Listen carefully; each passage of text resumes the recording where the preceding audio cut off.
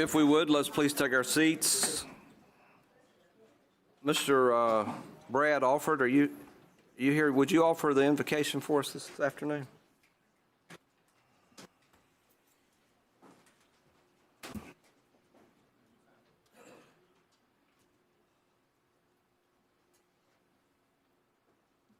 Let's pray. Heavenly Father, what an honor it is again to lift up your name in this place today. Lord, I pray that everyone in this room understands how important it is to have a relationship with you. And Lord, it doesn't matter what happens today or what happens tomorrow. The only thing that matters is having a relationship with you.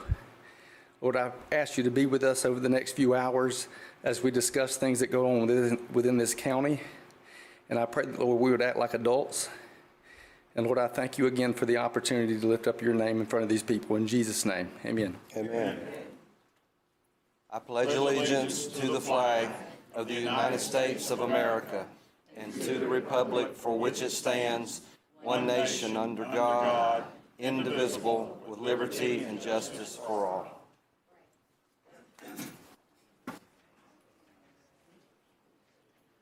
We'll call the meeting to order.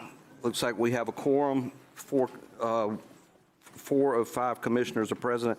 It looks like Commissioner Anderson is out. I think he was feeling well. He was a little under the weather this morning. So we will proceed.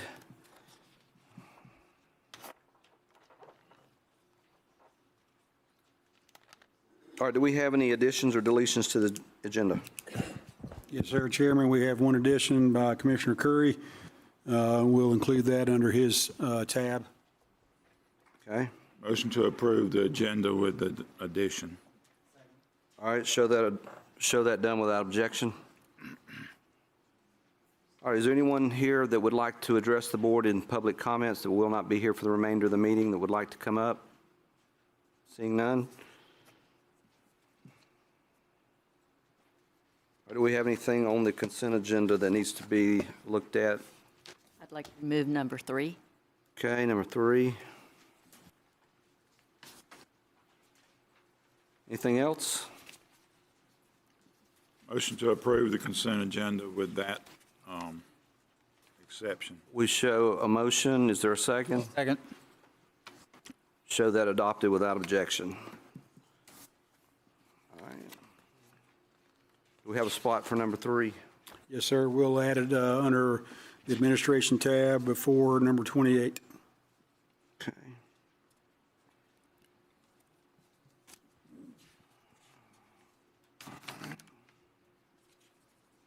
So that brings us to tab 26. Is that where we're at? Yes, sir. Okay. If we could, to be accommodative, it looks like we have a lot of participation here for one particular item that's going to be at the end of the agenda. Stephen, are you ready? Is it possible that we could move forward to legislative items number 48 in an abundance of time? If the board so desires, yes, Mr. Chair. Anyone object? Show that done without objection.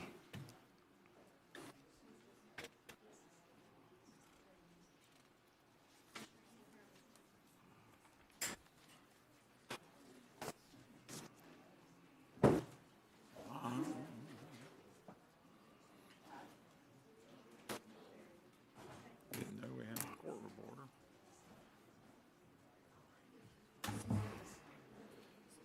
If you would bear with me, sir, I'm just going to try to pull up the agenda here.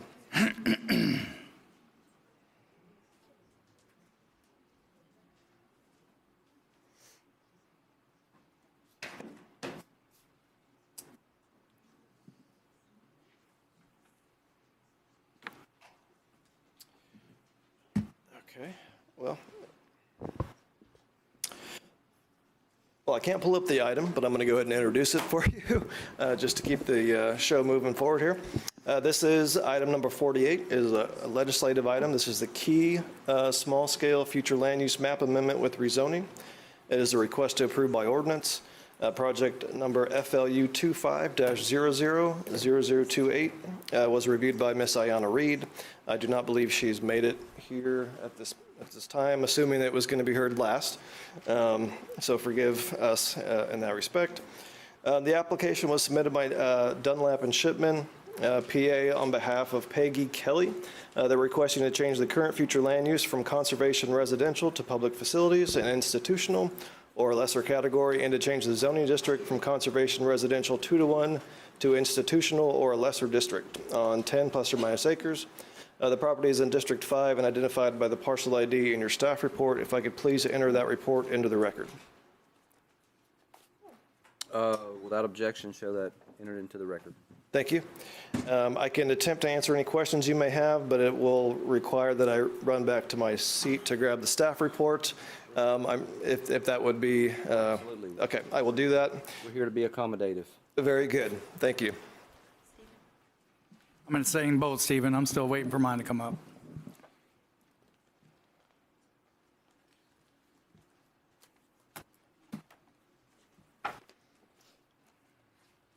Well, I do have this paper copy that Ms. Ward provided me that does have Ms. Ayana Reed's staff report in it. So again, if there's any questions, we can work through this thing together. If not, I will turn it over. Okay. I think we're all waiting for it to come up. Yeah. Okay.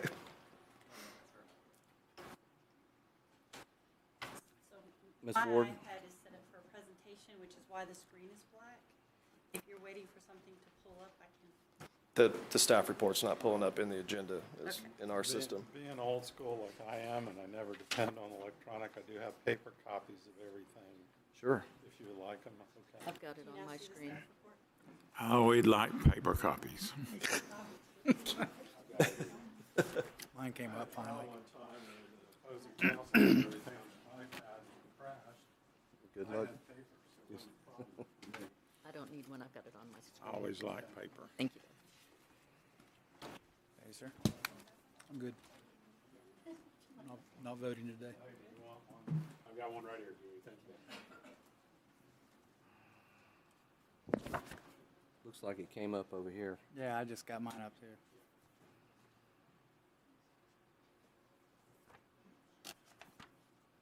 Whenever you're ready, Mr. Schoen, we are. You can take as much time as you need. No rush. We kind of shifted gears here, so thank you for being accommodative. Well, I'll just echo my previous question is, you know, if you all have any specific questions about this application, then I will find an answer for you. It looks like this request, though, I will caution the board that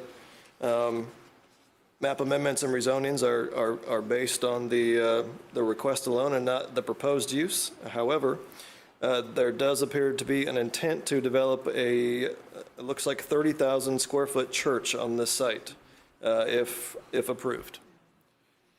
Are there any questions on the project for Mr. Schoen? I do. Commissioner Jones, you're recognized. Thank you. It states in here that there's no guarantee of utilities. Is there going to be a problem with water and sewer, or is that just a statement preliminary? Just a statement preliminary? Okay. Right, so this, as part of the map amendment, it's required that they do look at that and consider it. In terms of the development, when a DO is applied for, we'll ensure whatever service available is to the site. Okay. It also states that Eglin didn't have any input for some reason, and that since it's 50 feet is what it can go. Would there be any potential problem with that in that area? If Eglin didn't provide comments, my assumption is that there wouldn't have been. Generally speaking, they will let us know if they take issue with anything. There's something unusual on there as far as what they said. If I can get back to it, okay. It says, due to a lapse in federal appropriations, Eglin has not reviewed or provided comments. So, Right, okay, so they may not have the ability to provide comments. Is that your concern? It's because of, they had that, as a statement, put out everything at this point because of the. Right. That's why at this point, Okay. Right, so Brooke, Ms. Davis here indicated that is what we're receiving from Eglin in terms of all our project reviews. They've issued a sort of blanket statement relating to their lack of funding, apparently. forgive me, I'm not looking at our normal staff report here, but the applicant's information. So I'm not seeing what I would expect to see in terms of an Eglin overlay graphic here to determine if it's even in any of our problematic issues. The only other question I have, Stephen, is it says on the trip generator, a manual, that it's the 11th edition. Is that the most current trip manual? Do you- I'd have to defer to one of our engineers for that. Okay. I just want to make sure that we're not using a 2019 manual in 2026. It's fully anticipated that any application we receive is using the most current and up-to-date traffic and other information that's available to them and to us. I would suspect, and I would hope, that would be the most up-to-date version that they could use. Yeah, I hope so too. Yeah. Thank you. Yes, ma'am. Any other questions? Bear with me. I can certainly pull up our GIS. I can attempt to anyways, and see what, if any, overlay districts they're in relating to the MIOD.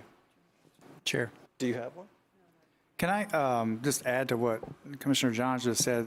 Maybe in the future, we could look at whatever technology or apps or anything that we're using, maybe in parentheses, we could put the latest version that we're using, because that is a good question. I mean, I'd like to know if we're using the most updated. Not that I don't believe you, Stephen, but I mean, it would just be kind of more transparent or clarity to just see that in parentheses that we used version blah, blah, blah, blah, blah on this report or whatever the case may be. In terms of the information provided by the applicant? Yes, yeah, I mean, even if the app, you could put that in for the applicant to apply when they apply. I mean, I'm not sure if is that possible? I mean, because if they're giving us information based on an app or a system or a process, could we just see in parentheses what process they used, if it's an app or a system? I suspect we can ask them to provide some additional information as it relates to what sort of. Could we just require that they use the most current? I mean, couldn't that just be a standard requirement? You use the most current information available?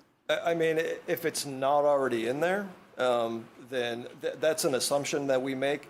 But I would really also assume, and I know what they say about assuming, but Yeah.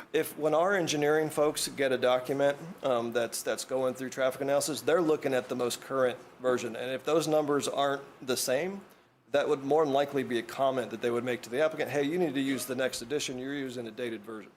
I've seen it before, actually. So that may in fact be what would occur if they're using a dated version. Commissioner Brooke Davis on behalf of the Planning Department. I just want to touch on your question as far as Eglin goes and explain what I was trying to tell Mr. Schoen. So at the time of this review, Eglin had sent out a comment to all of us that at that point, because of the government shutdown, that they had gotten behind in doing reviews, and so they asked that they provide that blanket statement going forward while they work on getting back up to speed with the applications that had come through. Okay. Will they follow up then on each one? So they'll let us know it eventually? That's the hope. We have no promises at this point. I know they did just hire a new person into the office, in fact, very recently. So the expectation is it's going to get better. I know they are looking at least some of the things, larger scale projects and stuff like that. I have heard that they're working through those processes, but I'm not sure that a rezoning, it just may not have tripped their fuller review at this point with their status. Thank you.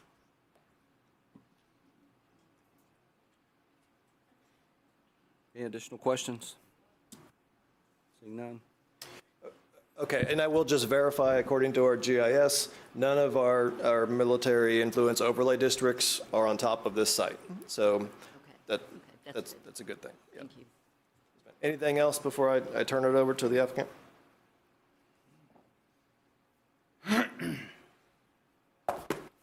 No? Thank you. Thank you. So if you're here for this project, I just want to kind of see a show of hands. If you're here to speak in favor of the project, raise your hand. Is there anyone that's in opposition to the project?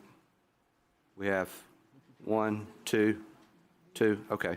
All right, we'll put everybody in accordingly. Mr. Shipman, you're recognized. Good afternoon, Gary Shipman, Dunlap and Shipman. I am going to talk a little different than I normally do in a zoning. Normally, in a zoning case, first thing I would say to you is, when it's involving rezoning, it's not about what the project is. It's really about whether or not the rezoning is consistent with the goals and aspirations of the comprehensive plan for that particular spot.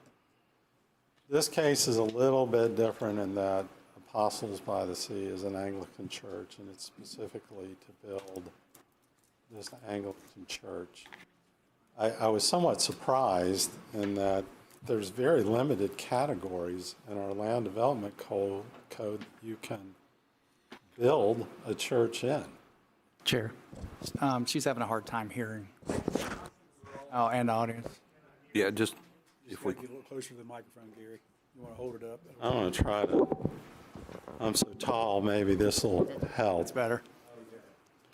The project, the reason it's for institutional and so that we can talk about the location, although Melissa Ward, who everybody, including me, will acknowledge knows a lot more about this than I do, so she's going to explain most of it to you. But it's immediately adjacent to the west of the middle school off Highway 98. The property actually has a wetland that flows through just about the center of it, so the plan is to build a church between the middle school and the wetland. I do want to correct one thing. It said 30,000 square feet in the report, but actually the plan is to build a 10,000 square foot church. And as I said, the issue is, does it comply with the comprehensive plan or not? In terms of some of the other questions, we will have to come back when they choose to build the church, which probably will be, unlike a lot of these rezonings, will be fairly quick. But at that time, when we seek a development order, a lot of these things will have to be addressed on the development order side. The traffic study, and I will just say, Scott Jenkins, who is the engineer, an engineer is required as part of their professional requirements. Occasionally they trip up, but they are supposed to, whenever they use a reference for a calculation of something like a traffic study, they're required to use the latest version. It's kind of like a doctor doesn't use a Harrison on internal medicine from 10 years ago. They have to look at what is the standard today. I would say the access to this property is a state highway, and as you've heard me argue, and it's been a while, but in a few cases, there's a little difference when it's a state road, because in terms of deciding, whether the traffic is a problem for purposes of denying or not, when it's a state road that you don't control, you can't deny it. The state would have to do something. Although you're also going to hear Father Wallace will get up and speak that the church will plan on building currently on a Sunday morning. And on a church, most of the traffic is a Sunday morning. Some maybe Wednesday evening, but Sunday morning is when the traffic is. They have 50 cars come to the service. I mean, you could occasionally have a wedding or something that maybe there'd be more, but in general, that's what it is. And the school next door won't have anything going to it. So we believe traffic's not really an issue. But with that, what I'd like to do now, giving a brief introduction, is have Melissa Ward come up here, who will go over all the technical aspects of your comprehensive plan. And then we would like to have Father Wallace, who is the pastor, give a little history. This church has no building, has no permanent home. He'll tell you the places they are. Right now, they are renting a space on Sunday morning that's over by the elementary school in South Walton off 98 as well. And I think those are all important things for you to know. And then the last thing I wanted to say to you, I'm always up here on zoning saying, well, this is not a popularity contest. It's not how many people come in and say I support or how many people come in and say I don't. But there are 67 letters in the planning file of people commenting on it. Of the 67, 54 are people supporting it. So just to throw that comment out. So unless you have any questions of me, which I hope not, I'll put Melissa up here, who will be much better at answering them than me. Okay? Ms. Ward, you recognize. Thank you. Melissa Ward with Dunlap and Chipman. I'm a certified planner, and we represent the Apostles by the Sea Church. I would like to, hopefully you can see the screen very well. I'm going to real quick try to talk about this. So what happened is the engineer met with the county to apply for a development order under the impression that you could put a church anywhere. And he was informed that was not, yes, sir. Isn't it true that most jurisdictions you can put a church anywhere because of this? Most civic uses are typically allowed in all land use categories. And but when you have certain areas will have a single use category, and that single use, for here, Walton County, one of those is residential preservation, where you can have a singular use. And in this case, conservation residential allows no non-residential uses. And the land is currently zoned conservation residential. And so we did a quick look, and I'm going to switch down. Normally I would go through each one. I'm going to switch down so we can. So this is the area of the property. And what you see to the east is the public facilities and institutional, that's the school. What you see to the west is mixed use, which is small neighborhood. That is the neighborhood preserve, and it goes up and around that. So on three sides, the property is developed. In looking at what we would be able to do, what's the right category, right? The first thing we looked at are what are the categories allowed in the areas for South Walton. And so this column that is right here, that's South Walton. Okay, so the areas, you'll see that the low density does not allow, some of those are not allowed in South Walton.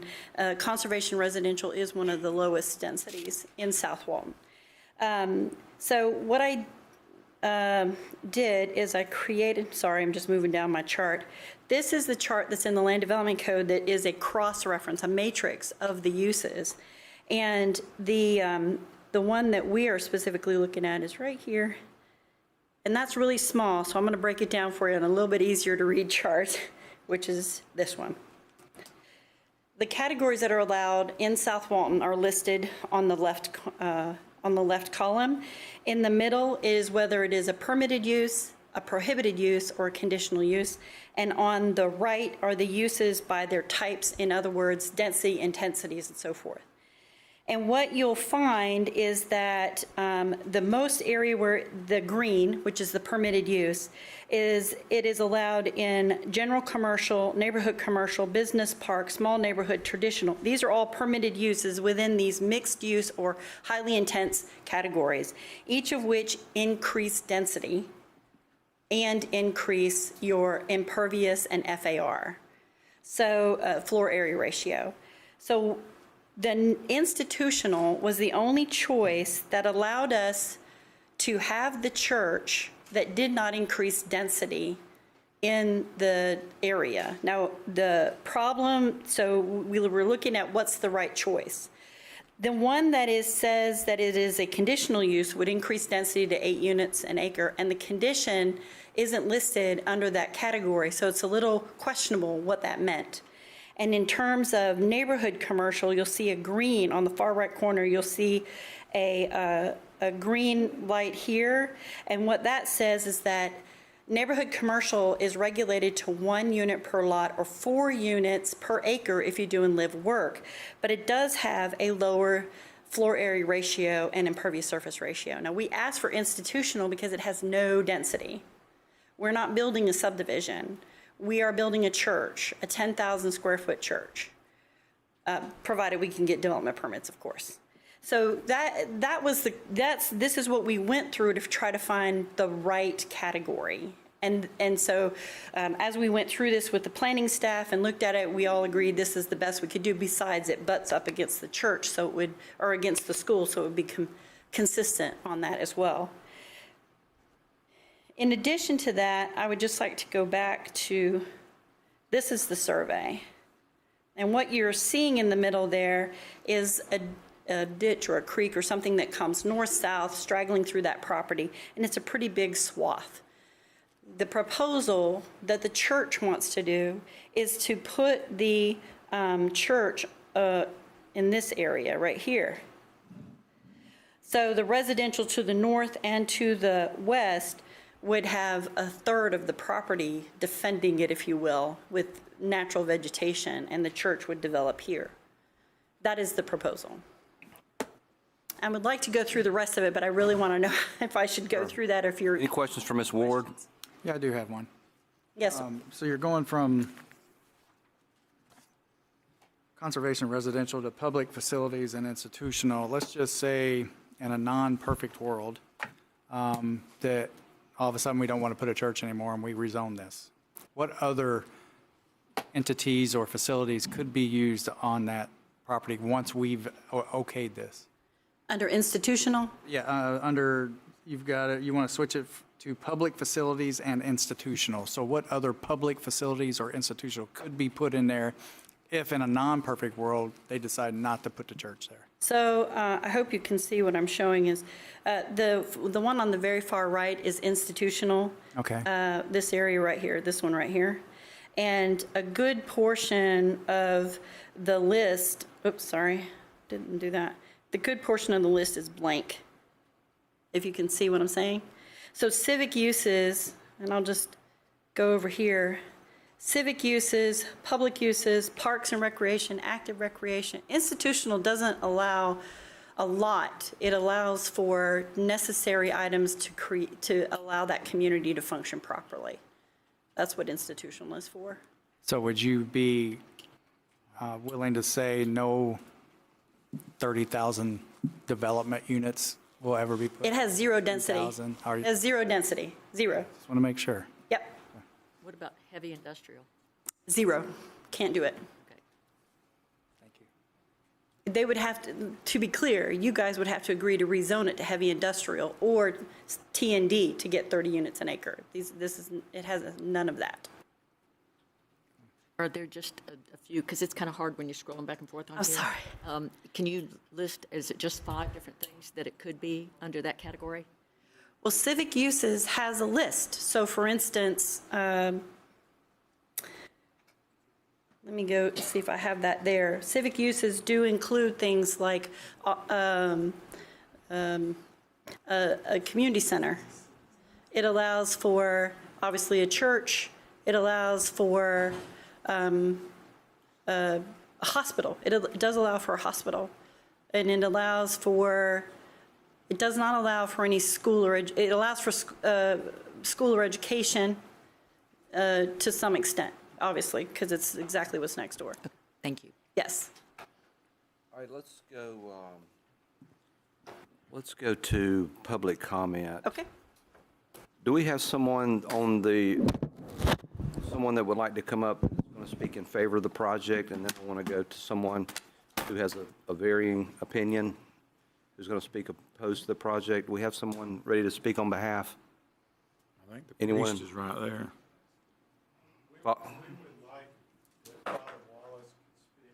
Father Wallace? Yes, sir. You're recognized. Hello, Commissioners. Thank you so much for considering this for us.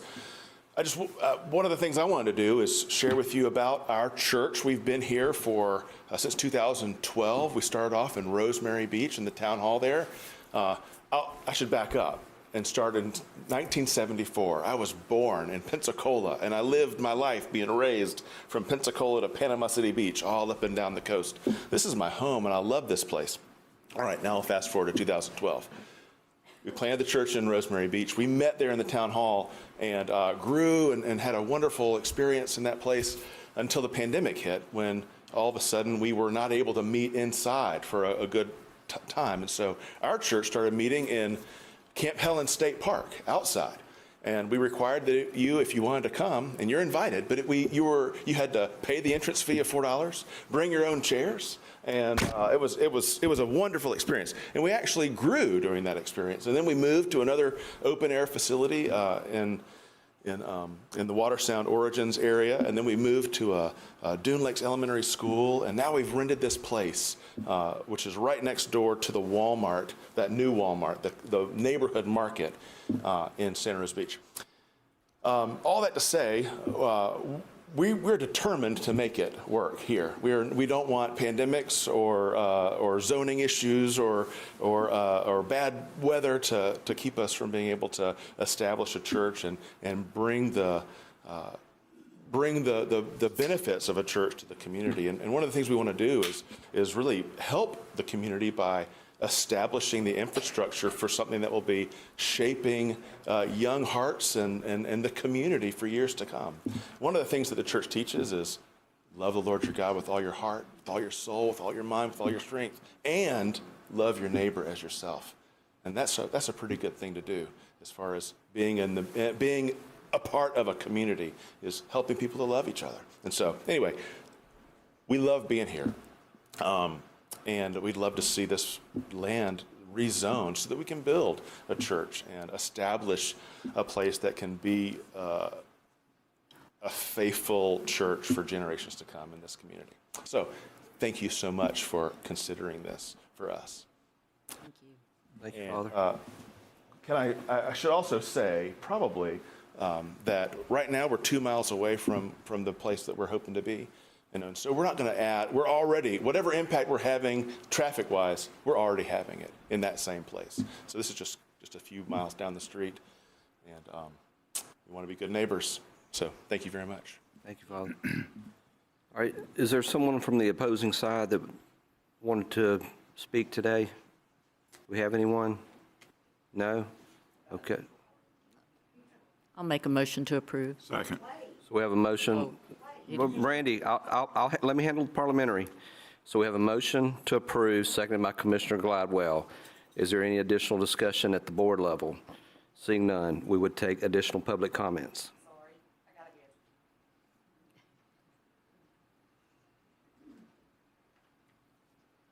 Apologies, Randy Lightner, Lightner. I'm neutral, so I couldn't say I wanted to speak in opposition or in favor. I just have a few questions. Does industrial zoning remove all of the conservation protections? Will there be any of those left in place? It's not industrial, it's institutional. Institutional, I'm sorry. Yeah. So in terms of if there's a conservation easement on the property, it remains conservation. In terms of the conservation standards that are not easement standards but are terms of conservation, those are not expressly included under institutional. But may help. So the short version is there won't be any, is that correct? Not exactly. So let's talk about what's allowed. Uses allowed, civic uses. Mm-hmm. It's possible a civic use could encroach into not being conservation, but it's not going to be a non-civic use. We typically don't view civic uses as encroaching on the conservation protections in the code. Again, a conservation easement is something different. Public uses are the same. Parks and recreation uses, those are treated as conservation uses under anything anyway. Active recreation, likewise, is seen as something that can be consistent with most of our conservation. Then you have general and neighborhood commercial uses, limited to large and small healthcare facilities. That would be the one that is the most inconsistent with most of the conservation language you're talking about, but that would be the only thing there. And then communications towers, subject to a specific approval process. So that being said, you have a maximum floor to area ratio, you have special development standards, but broadly, the only area that you really get to the contrary point of the type of conservation that would already exist on this is if they tried to put a large or small healthcare facility on there. And that would still have to come through a DO process. Okay. Apologies if this is being repetitive and you've explained and I missed it. If let's say they build the church and then they want to build a school, a private school on it, how much can they build on this property? Can they just continue building buildings as long as they fall under this zoning until there's nothing left? They have a maximum floor-to-area ratio of 2.0, which is 200%, with an ISR of 0.85. I'll let Stephen explain that, but they have to fit all of their site. They have to fit whatever they build within those limitations on the site. And then they have to fit any setbacks or other requirements. So the only thing that's really going to be saved are basically setbacks, right? That they have to stay off of? Well, they certainly have to always stay off that, but they also have to fit within that floor-to-area ratio. They can't overbuild the site. Okay. All right, I think that answers my questions to the best of my ability. Thank you. Is there any additional public comment? Seeing none, all in favor of the motion say aye. Aye. Aye. All opposed, no. Show it passes 4-0.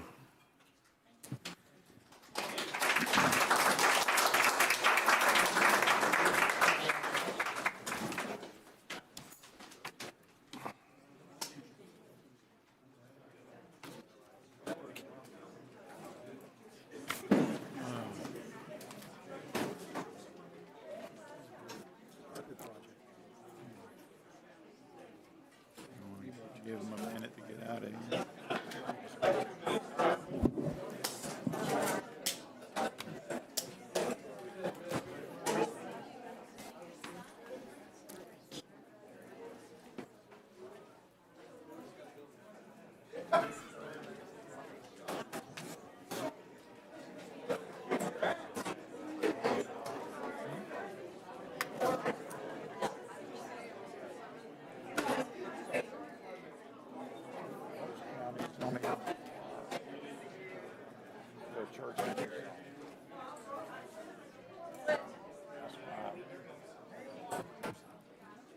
Your guess is good as mine.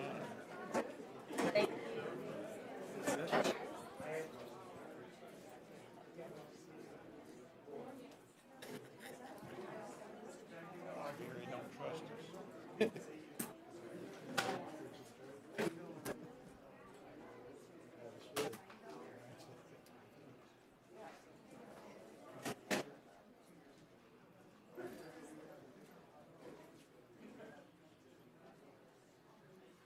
All right, let's move to tab 26, citizen requests. Ms. Kayla Hargis, Cultural Arts Alliance.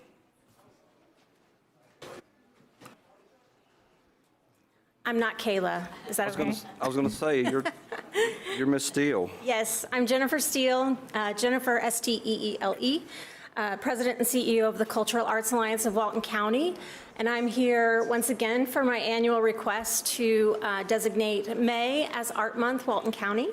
I can talk about Art Month. I think last year the administrator read the resolution. Is that okay?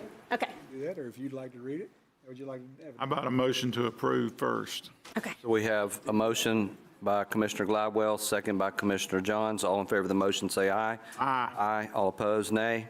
Show it adopted, 4-0. Well, thank you very much. You're welcome. You want to read it? Y'all want me to read it? Sure, you got a good voice. I'll be glad to read it. Thank you, Commissioners. Resolution 2026-21, whereas the Cultural Arts Alliance of Walton County, a private 501c3 not-for-profit organization, was founded in 1993, and whereas the CAA was designated in 2008 by the Walton County Board of County Commissioners as the official local arts agency for the county, and whereas the CAA created the Art Week initiative in 2016 with the purpose to bring Walton County's neighborhoods, organizations, and businesses together to present quality arts, programming, and entertainment for the community, and whereas through the success of Art Week, the initiative expanded into the full month of May and became Art Month in 2019. And whereas Art Month features visual, performing, and literary arts programming in diverse formats and in various venues throughout Walton County. And whereas Art Month provides a full month of programming that serves the local community and drives tourism, including but not limited to the Arts Quest Fine Arts Festival, Digital Graffiti, Emerald Coast Theater performances, gallery events, and the Longleaf Writers Conference. Now therefore be it resolved that the Board of County Commissioners proclaim May 2026 as National Art Month in Walton County, Florida, approved and effective 14th day of April 2026. Show that done. Thank you, Mr. Kellenberger, and thank you, Ms. Steele. All right, let's move to tab 27. Lynn Edwards.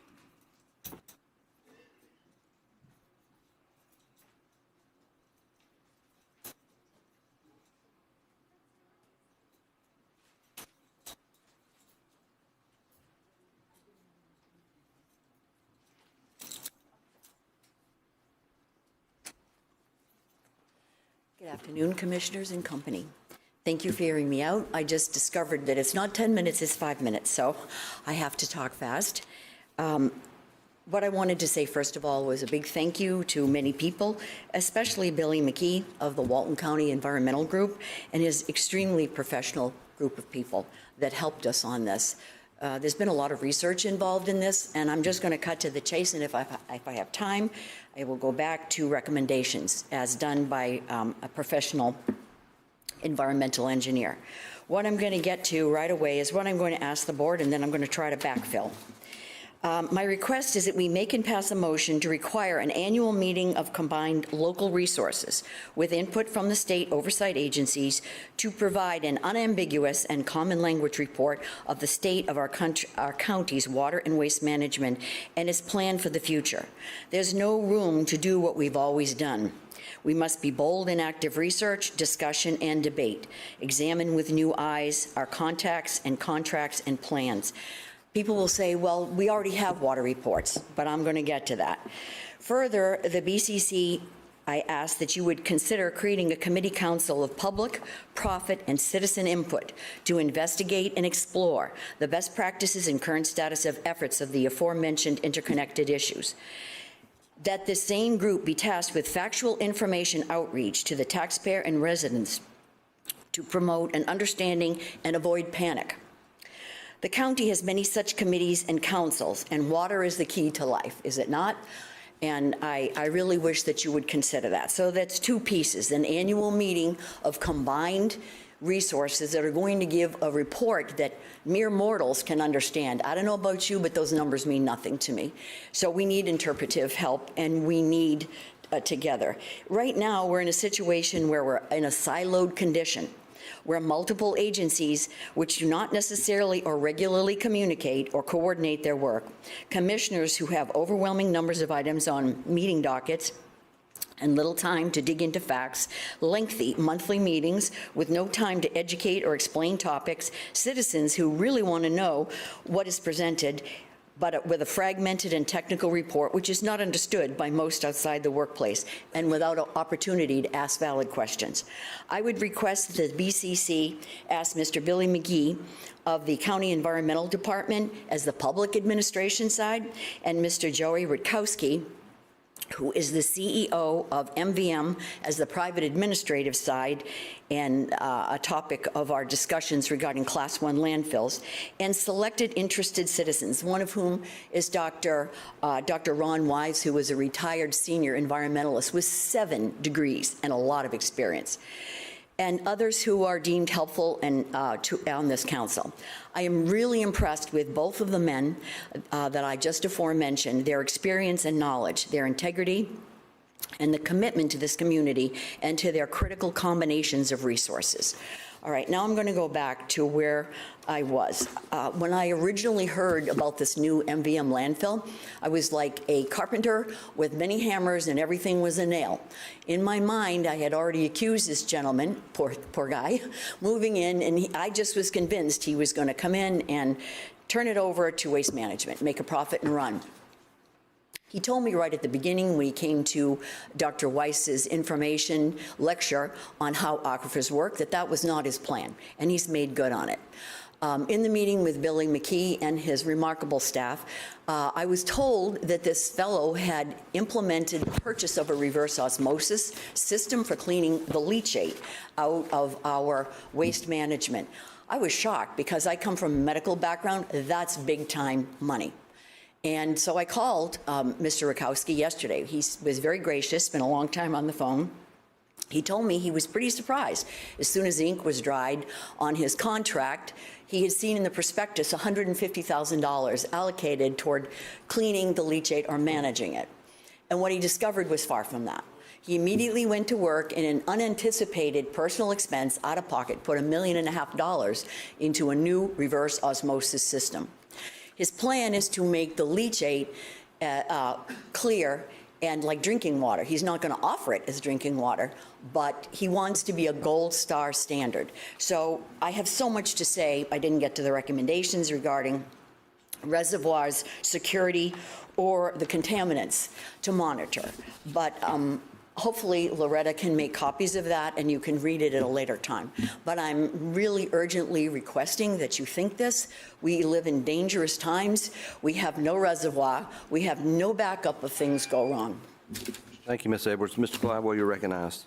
I make a motion, we approve the recommendation and appoint Mr. McKee as the county's, I'm sorry, what was the last part, Commissioner? appoint Mr. McKee as the county's coordinator. Great. I'll second that motion. So we have a motion and a second. Is there any discussion? Any public comment? Seeing none, all in favor of the motion say aye. Aye. All opposed, no. Show it pass 4-0. Great, thank you so much, Commissioner. And that closes the loop from last year, does it not? Thank you. All right, let's move to our county administrator, tab 28. Mr. Kellenberg, you're recognized. Yes, sir, we're going to go over tab 3 first, the item we removed Oh. off consent. That sounds good. On the boards, the volunteer boards, and it's on the volunteer boards regarding the volunteer boards and item 3. And the reason I wanted to pull it off is it's a great document. The only thing I think it's missing is term limits, and I think we need to include term limits on the volunteer boards. And I suggest either 12 years or a maximum of 16 years. And I'd like to make that a motion. Which one do you want? Or do you Well, prefer? 12 years. I'll second it. I don't have a problem with that. I think that that's the best way to handle these boards because we need to have more turnover. There's so much going on in this county, and there's so many different areas that are being used now that are going to be seeing some growth a lot. It's moving north. So I think that we need to have people that represent the areas that's really got the bulk of the activity going on. So I think if we put somebody from, say, the middle of the county and all the activities going on in the north end, or as in the past, we've had people on the north end dictating everything on the south end for years and years.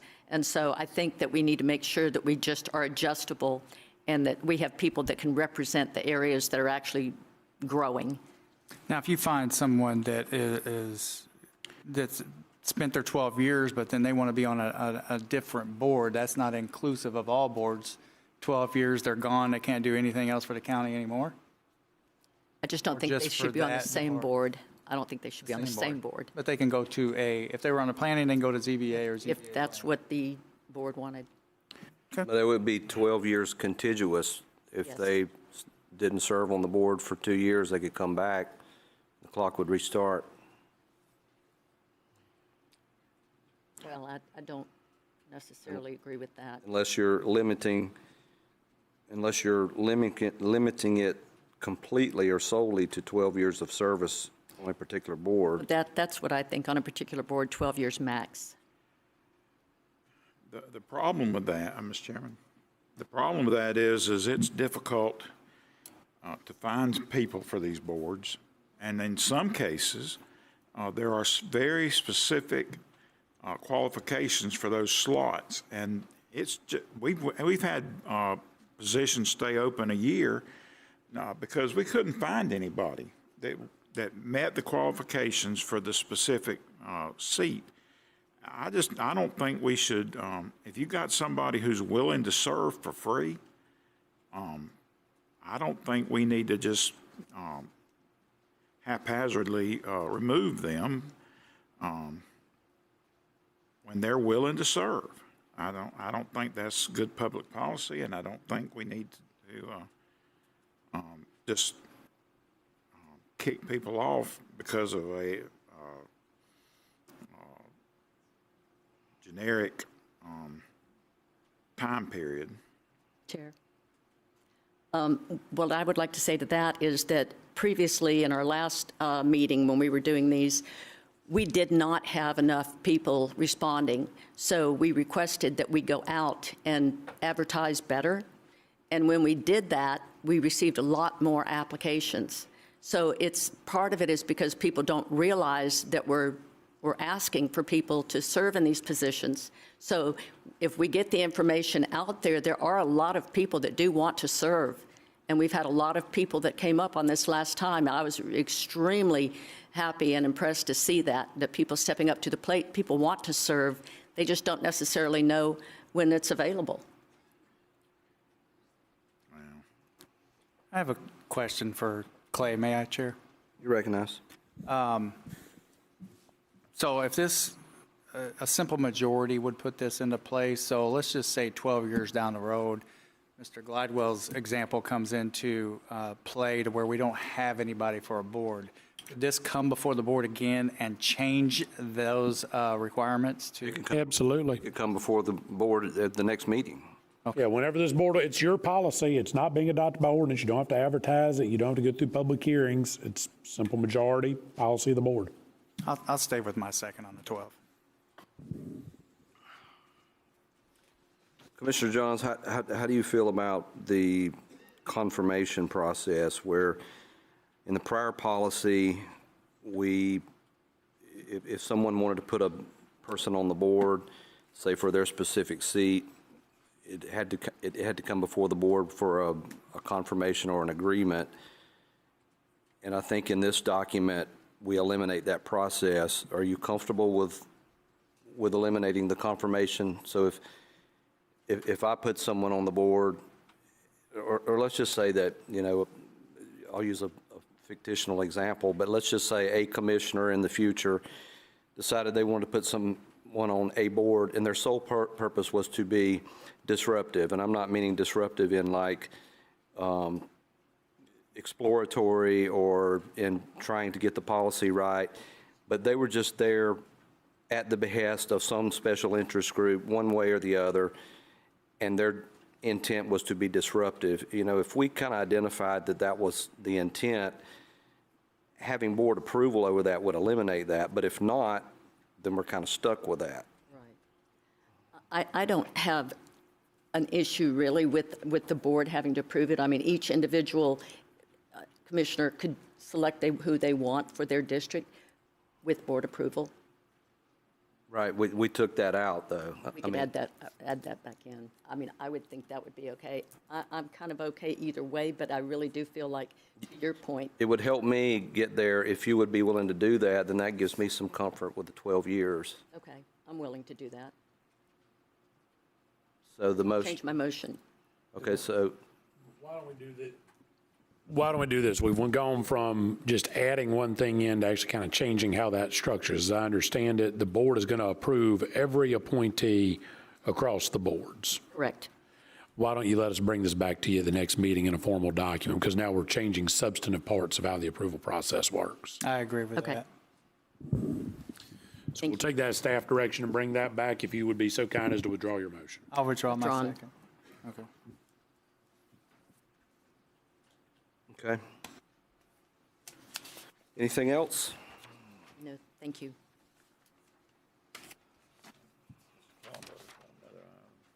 It's got 28 now. Mr. Kellenberger?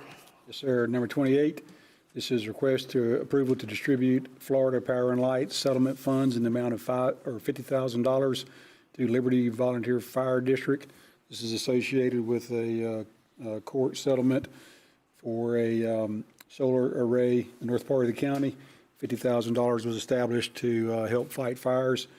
It was intended to be given to the two fire districts, North Walton Fire District and Liberty. North Walton Fire District has notified me that they would like for the money to go to Liberty Volunteer Fire Department. Motion to approve. Second. Moved by Commissioner Gladwell, second by Commissioner Johns. All in favor of the motion, say aye. Aye. All opposed, no. Should adopted 4-0. Would you like to speak on this, Mr. Roark? If it's non-controversial, I'm just trying to be efficient, but you're certainly welcome to come up and speak on the FPL donation. You're recognized. No comment? All right, I got it. So just hang tight. We're all going to get there. 29.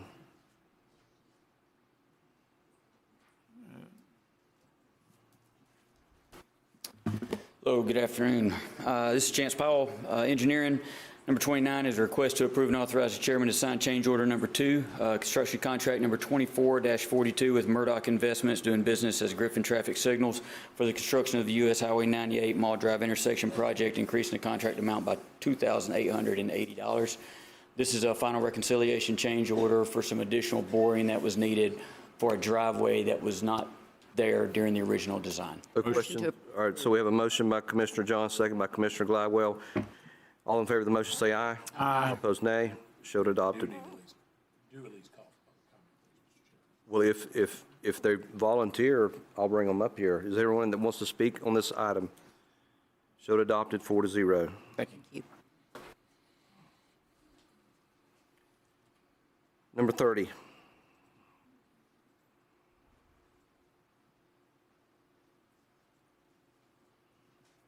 Hey, Commissioners, Cody Minor, Risk and Safety Manager. Item 30, this is a request to approve and to award RFP 26-12 for insurance brokerage services to the top-ranked firm, Arthur J. Gallagher Risk Management Services, and authorize staff to begin contract negotiations. Motion to approve. We have a motion by Commissioner Glidewell. Second, and I have questions. Second by Commissioner Johns. Commissioner Johns, you're recognized for a question. It's my understanding that there was a board that reviewed at least 3 different potential insurances. Is that correct? Excuse me? Did you have a board that chose the Gallagher firm? Yes, we had a committee, a ranking committee. We went through 2 phases. We reviewed submittals. We had about 5 submissions total. We narrowed it down to the top 3. The top 3 came and gave presentations, and Gallagher was the highest ranked, total value. Okay, I just wanted to notify the community that, in fact, it did go through a board process, and it was the top-ranking one of that entire process. Yes, ma'am, it was. Thank you very much. What did that board consist of? Just since we're talking about it, was it human resource? Who was on the Melissa, panel? Brian, who was on the board? I'm not sure. I mean, it was managers, directors, public works, facilities, solid waste. Myself. But you didn't have a set, like there's 3 people on the board that nominated this? I think Buddy Wright was on that board, wasn't Correct, yeah. Okay. There were 4 people total. Okay. But you don't know who they were off the top of your head? Buddy Wright, Thomas LeBlanc, and Chris Edwards, and myself. Okay, thank you.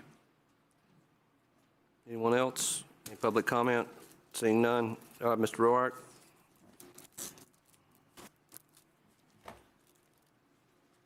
Madam Clerk, for the record, Todd Roark, you're recognized. I just have a question about process. It's actually for Melissa, but so let me figure out how to word it. So what's the process? Melissa, or do you look at all of these RFPs that come through here for financial conflicts of interest, ability of the company? We have a procurement director. This goes through their office. It is all advertised electronically. It was advertised from February the 20th until March the 16th. The selection committee evaluates all the submittals, and then they make the recommendation to the board. How about the financial condition of the company? How do you know that I'm assuming this is just a consulting firm, but how about the stability of the company, conflicts of interest related to the... Well, they do sign off that there are no conflicts of interest. That's in our packet. Is there a formal vetting process? Yes. It is all included online in our packet. Okay, thank you. Anyone else? All in favor of the motion, say aye. Aye. All opposed, nay. Should adopt it 4-0. All right, tab 31, Parks and Recreation.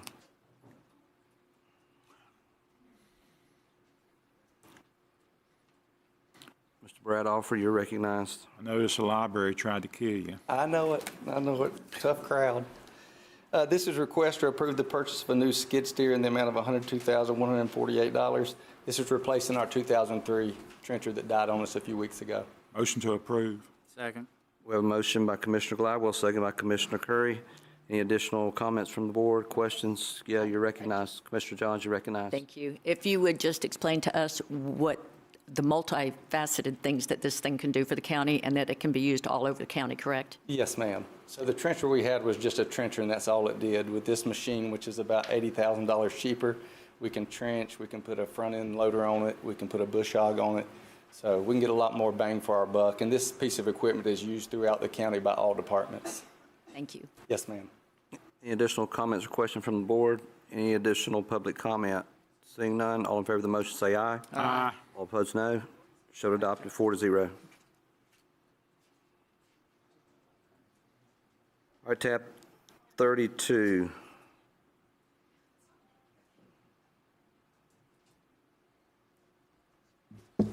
Stephen Shawn, you're recognized. Thank you, sir. Good afternoon again. What you have in front of you is the quarterly planning department update. What I would like to do is just go through and kind of hit some of the highlights, and then offer you a chance to ask any questions you may have, if that's okay. Go ahead. Thank you.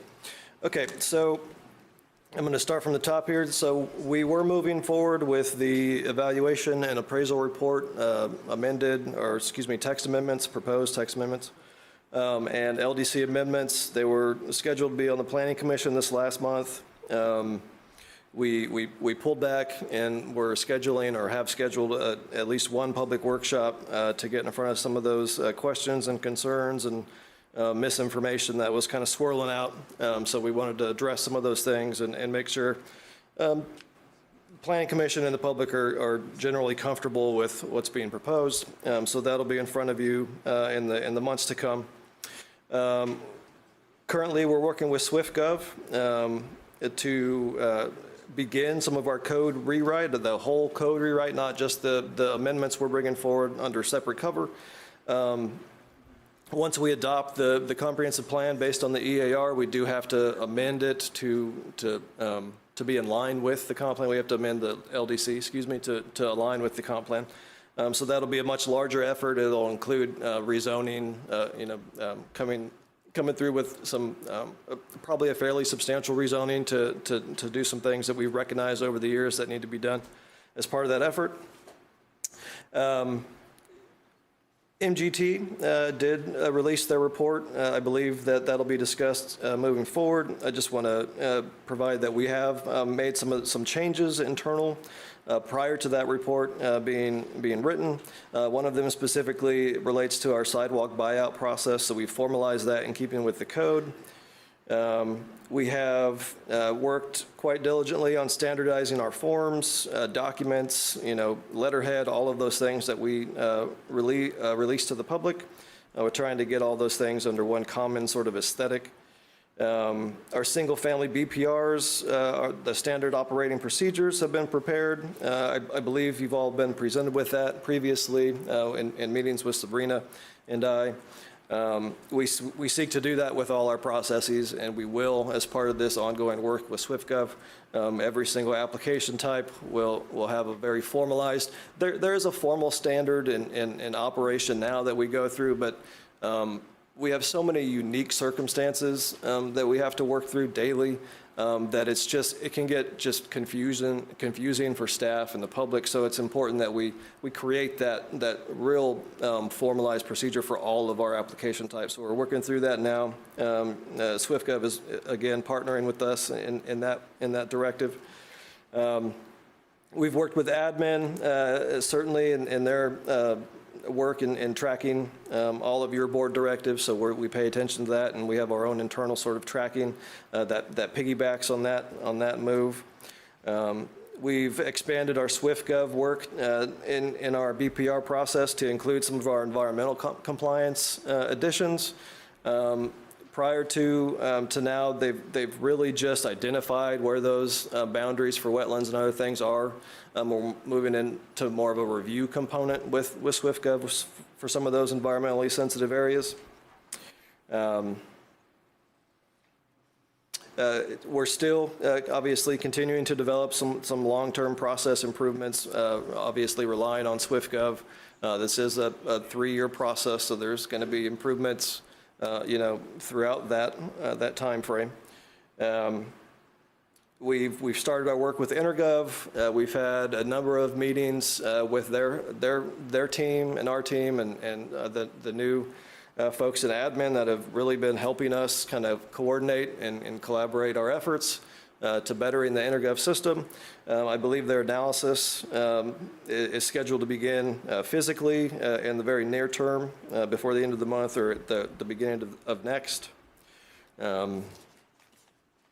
Those are really the highlights of it. I can say a few things about SwiftGov just for numbers' sake.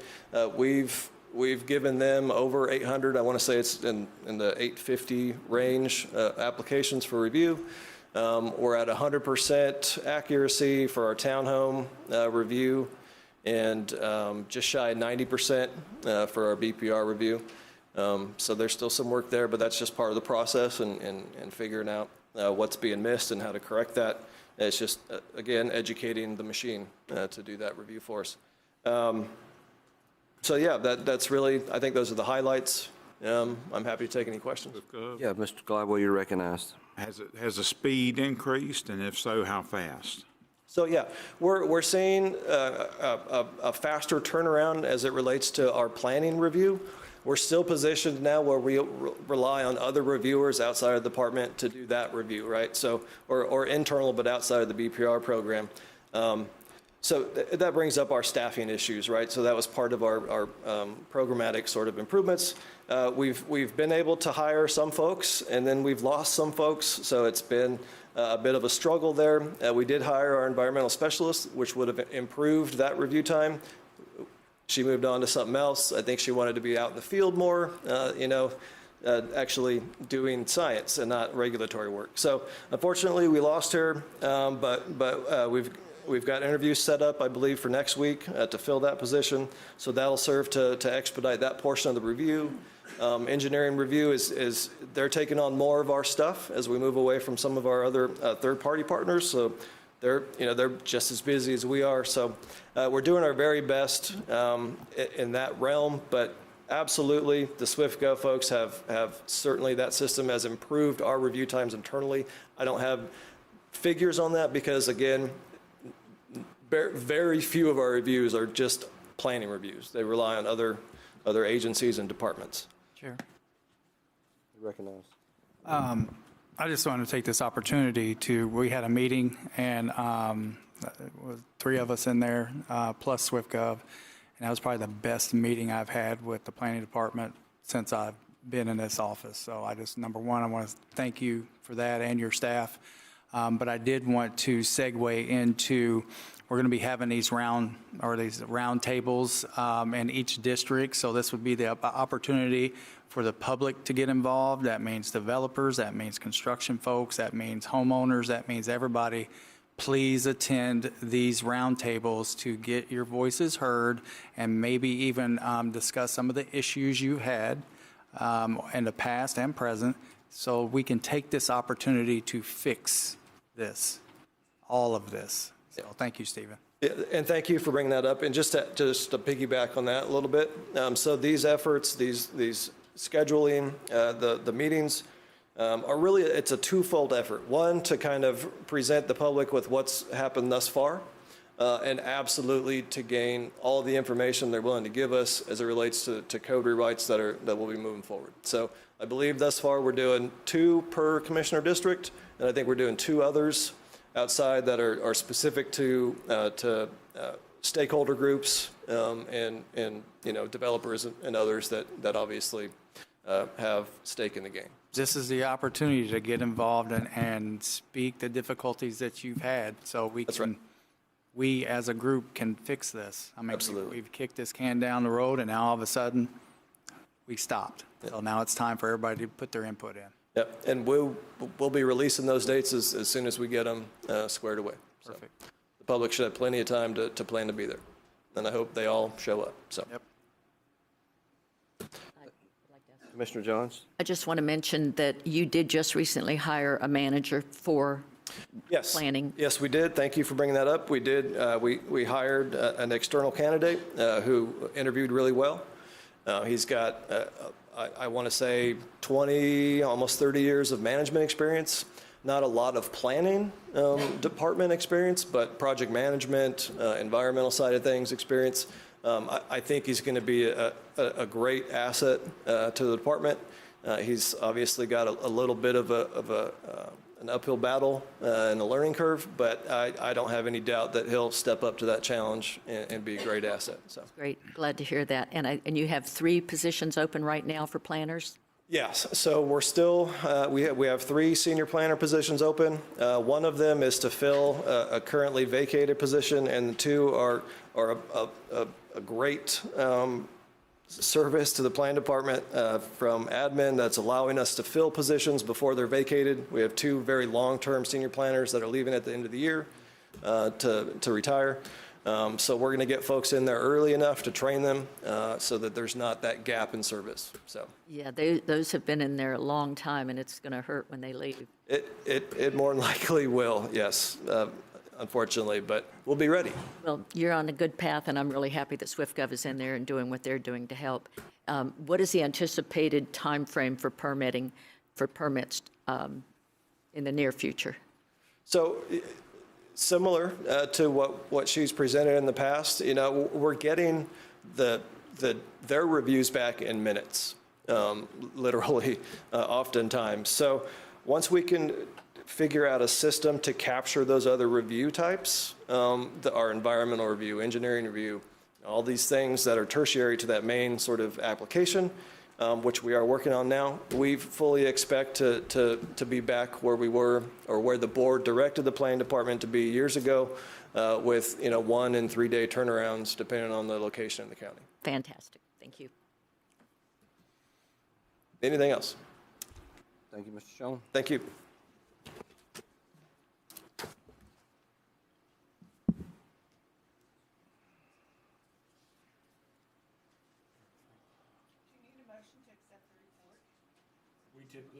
I'll make the motion.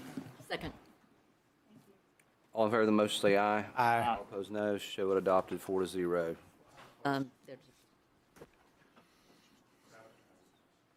What's that? It's just to accept. To accept the staff report. Yeah, public comments, so hold your thoughts. All right, what number does that bring us at? 33? Okay, 33, Public Works, buddy, you're recognized. Good afternoon, Commissioners. Buddy Wright, Walton County Public Works. At a previous board meeting, the Commissioners asked Public Works to reach out to Yates Contractor, which is a contractor for the city of Paxton, to talk with them about their water line expansion, fire protection service that they're putting in. So we reached out to them, how can the county, what's the potential for the county to assist as far as operational cost? So we reached out, we got an estimate from Yates Plumbing, 60 to 90 working days is what it would take for them to expand that water line. If the board chooses, what our involvement would be is basically digging the trench ahead. We wouldn't be putting the pipe in, wouldn't be permitting it. Basically just providing that service to the contractor. In your agenda item, so we run the rough numbers on that. That involves 2 employees, 2 pieces of equipment. So the operational cost to the county would be around $258,000. Again, those are operational costs. They would provide all the material, all the labor, or all the equipment, permits. If you choose, that would be the county providing the labor. That would be absorbed in our budget. Anyway, I'll certainly entertain any questions y'all may have. Mr. Johns, you recognize. What about liability? Will Paxton hold the liability rather than the county? For the water line, yes. All we would simply be doing, if y'all choose to put us on that path, is we would be digging the trench and they would be handling, we would have no liability for the pipe. Buddy, do you know how many families, how many homes that this is going to affect? I do not. It's a little over 3 miles of line, so I'm not sure how many homes that is. Okay, thank you. Chair. About 30. Recognized. It sounds like it's just a similar, like interlocal, like we have with Freeport. They buy the materials and we provide the labor, fuel, and machinery when it comes to public works projects, correct? Yeah, in theory, yes, it's similar to that. And this is it would be the county providing that service of basically trenching for them and coordinating with that contractor to stay ahead of him as he lays the pipe and makes the connections. And do you foresee any other projects that would be delayed because of taking two pieces of equipment, two employees out of the mix? I mean, I know I'm not asking you to look at That's the life of public works. So yeah, I mean, obviously, if we help them, I mean, it's gonna show up somewhere. I mean, but we manage that all the time. But that's why we're back to the board asking for direction. If y'all choose to put us on that path, we can absolutely deliver if need be. I mean, I really don't see a problem with it. Motion to approve. Second. So we have a motion to approve by Commissioner Gladwell, second by Commissioner Curry. Clay, I have a question. Can we specify some indemnification in our arrangement? I just don't. As to what specifically? If we volunteer our services and we're gonna provide the labor for this project, if something goes wrong 10 years from now, I don't want us to be holding the bag for something. I want to make sure that there's an exchange in this arrangement. If we're going to be doing this, we want to be out of it once we're out of it. Well, typically we do these through interlocal agreements. That's what we'll be back on your next consent agenda to memorialize it. And that's when we do it's a project by project basis. We provide the services. They're responsible for everything else. That's how, like, it's not indifferent to what Commissioner Curry said. In that case, it's mainly just roads, but it's, we actually have language we've done similar to that for the Holmes County interlocal, though, where we provide them assistance. So we'll build that into the interlocal, and that's what you'll be approving on your next consent agenda now that you approve this and we can get this underway. Yeah. Commissioner, may I add that, again, the county is not, this has to be permitted through DEP, the water line, so we hadn't offered to do that. That's the contractor. So, there's some safeguards in there making sure it's done correctly through the, It is the county digging the trench more than anything else. That's exactly right. Okay. Questions here? Yeah, Mr. Kellenberger. The time you built in is more time than what the prime contractor has allotted, so you've built in a safeguard for it. Conceivably, it could be less than this. Yes, sir. Yes, sir. He said 60 to 90 working days. I equated that over into 90 working days is about 22 and a half weeks. So this is a little on the high side, but we kind of went on the high side on this. How many weeks? 90 working days equates to about 22 and a half weeks. Okay. Anyone else? Public comment? All in favor? Yeah, Ms. Leitner? I had an obstructed view there for a second. Yeah, I have a question for clarification. Have we changed the rules?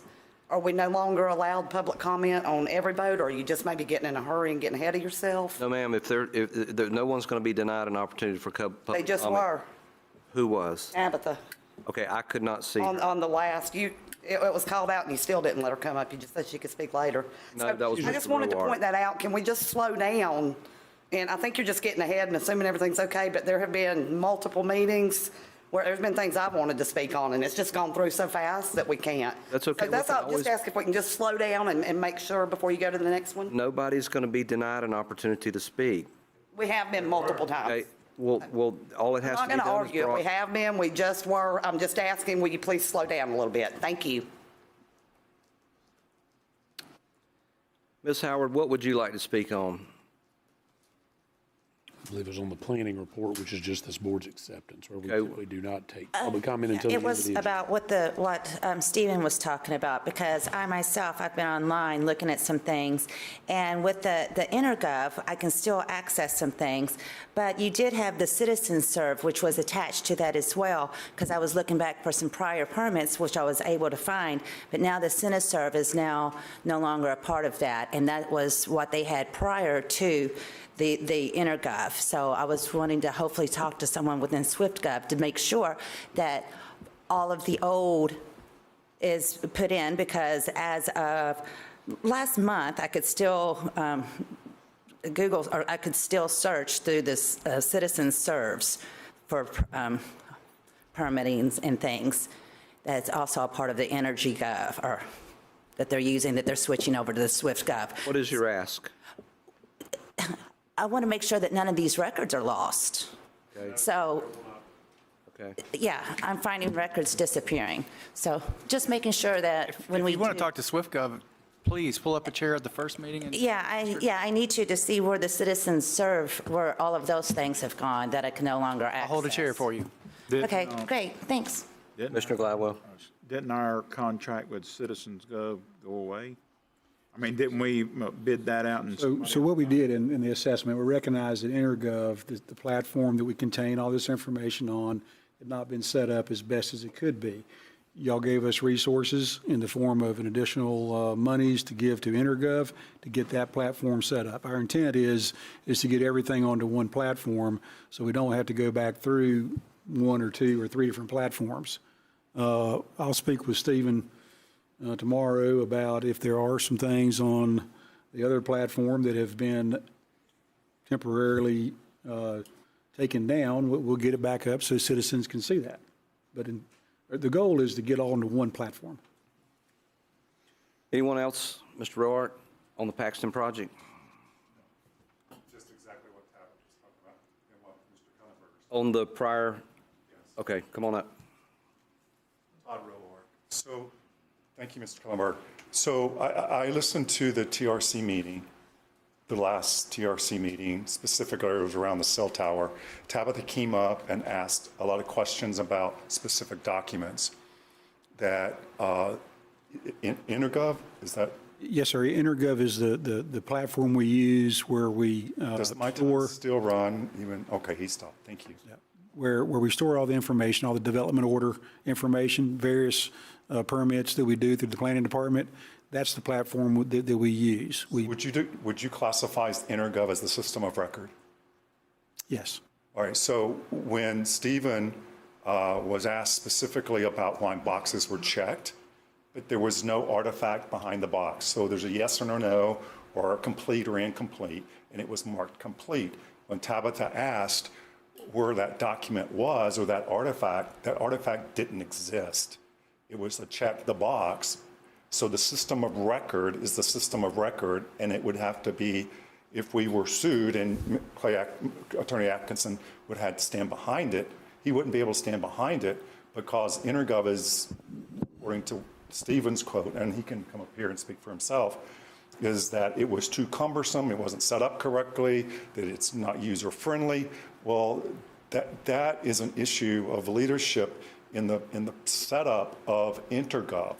If you're having to check a box, yes, but that activity wasn't complete, that your system of record is default. Mr. Sean, why don't you come up here and address that for us? I think there might be. Is it accurate to state, Mr. Sean, what he just stated, which is effectively that our staff are checking boxes yes, no for compliance, but not actually doing compliance checks? No, no. That's not what I meant.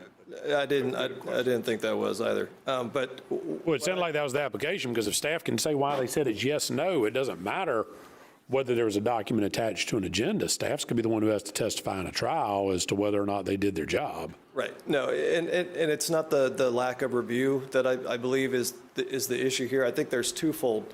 One, a document isn't made public without the planner going through and moving it from one portion of the system to another.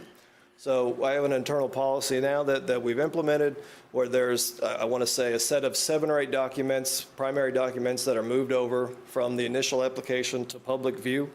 The remaining are not made that way until the project is finalized and approved. So, However, if someone made a public records request to your department for one of those documents that has not been pushed to the public-facing side of the portal, that would be able to be produced, even though you haven't pushed it to the public-facing side? yes, if there is a request for information we have received and it's not the public-facing side, it's still a document that's available to the public.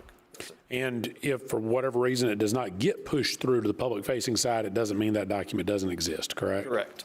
So that document is able to be requested and produced? Yes, sir. Okay.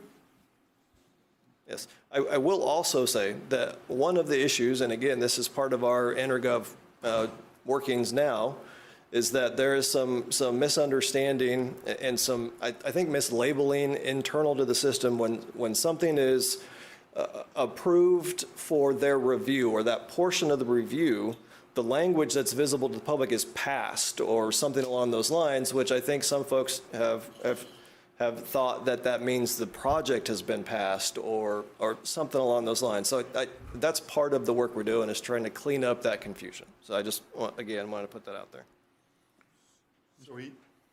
So he somewhat answered my question. But the question that was asked from Tabitha is, it was marked approved. She wanted to see the artifact that was approved. Stephen said nothing was approved on that project. You can go back to the tape. That is a quote. Nothing has been approved on that project, even though there's a checkbox in your system of record, and it's a business process management system. I'm very familiar with those systems. I've built and designed those systems.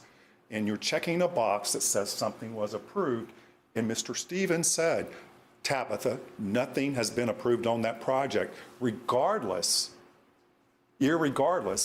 of that check mark being marked approved. So there is the issue, is where is that document? Why was that mark checked approved? If InterGov is not working correctly, get their butt in here. You're paying them a lot of money. Set them down and have them re-engineer the system. It's basically a template. So InterGov is just basically implementing a template, and if we can't understand the template or how to work with InterGov with activity, then it's either an issue on our learning side or with InterGov. Get their butts in here, fix the system so we have a system of record that Mr. Atkinson can stand behind if he did have to go and stand before someone. So it's not the system of record. If I could just add here. So when a particular reviewer completes their review, right, we get a site plan, we get a 30, 40, 50 documents. So say my environmental planner finishes their review, they don't have any other comments, then it's marked approved in the system by the environmental planner. So there may be a portion of that site that's public facing where it looks like that approval from the environmental planner has approved the development. So my response to Ms. Tabitha was that nothing has been approved for this development because nothing has been holistically approved, right? The development is still under review. So regardless of my environmental planner or the engineering folks saying they've approved their portion of the review, nothing has been approved in terms of development order issuance. That's what I would say. That development is approved once that DO is issued, period. It's approving a task, but that artifact still should We've got it. So that was. Could we vote on the Paxton? Yes, we're getting there. No. All right. Is anybody else, before we move on, anyone else? Seeing none. All right, so let's revert back to the vote. We have a motion and a second. Who was the motion made by? Commissioner Gladwell, second by Mr. Curry. All right, moved by Commissioner Gladwell, second by Commissioner Curry. All in favor of the motion, say aye. Aye. Aye. All opposed, nay. Should adopt it 4-0. Tab 34. Mr. Josh Irvin, you're recognized. Good afternoon, Chairman, Commissioners. Item number 34 and 35 are both connected. A little bit of background before I get into 34. So this is all part of our Grayton Beach Community Center project. Early on in the construction, a lawsuit was filed that resulted in us having to shift this boardwalk over to the east. Through that shift, there were some complications experienced that required some additional engineering. So as you'll see here in item number 34, this is a request to approve change order number 1 to task order TDC 21-007 in the amount of $6,250. Motion to approve. Second. So we have a motion to approve by Commissioner Gladwell, second by Commissioner Curry. Any discussion at the board level? Any questions? Anyone in the public? Seeing none, all in favor of the motion say aye. Aye. All opposed, no. Show adopted 4-0. Thank you, Commissioners. The next item I have here is a request to approve change order number 1 to contract 24-35 of J.M. Phelps Construction in the amount of $45,616.81. So a large portion of this is for that boardwalk extension. Roughly 60 linear feet was added to the original design. So we've captured the cost for that. And then additionally in the bathrooms, we're extending the tile up beyond the water line. There's a roughly 12 to 16 inches worth of exposed concrete cinder block that we would like to go ahead and cover with the tile. So that reflects the additional amount for that. Motion to approve. Moved by Commissioner Gladwell, second by Commissioner Johns. Any board discussion? Any questions? Anyone from the public? I just wanted to ask Question. Josh if you could just explain why we had to add on to that, because didn't we have to move it down a little bit further and had to extend the length? Is that correct? Of the boardwalk, that's correct. Yep, with that shift to accommodate the lawsuit, we did end up with about 60 to 65 linear feet worth of additional boardwalk that had to be placed there. Thank you. All in favor of the motion say aye. Aye. All opposed, nay. Should adopted 4-0. Thank you. Ms. Thompson, 36.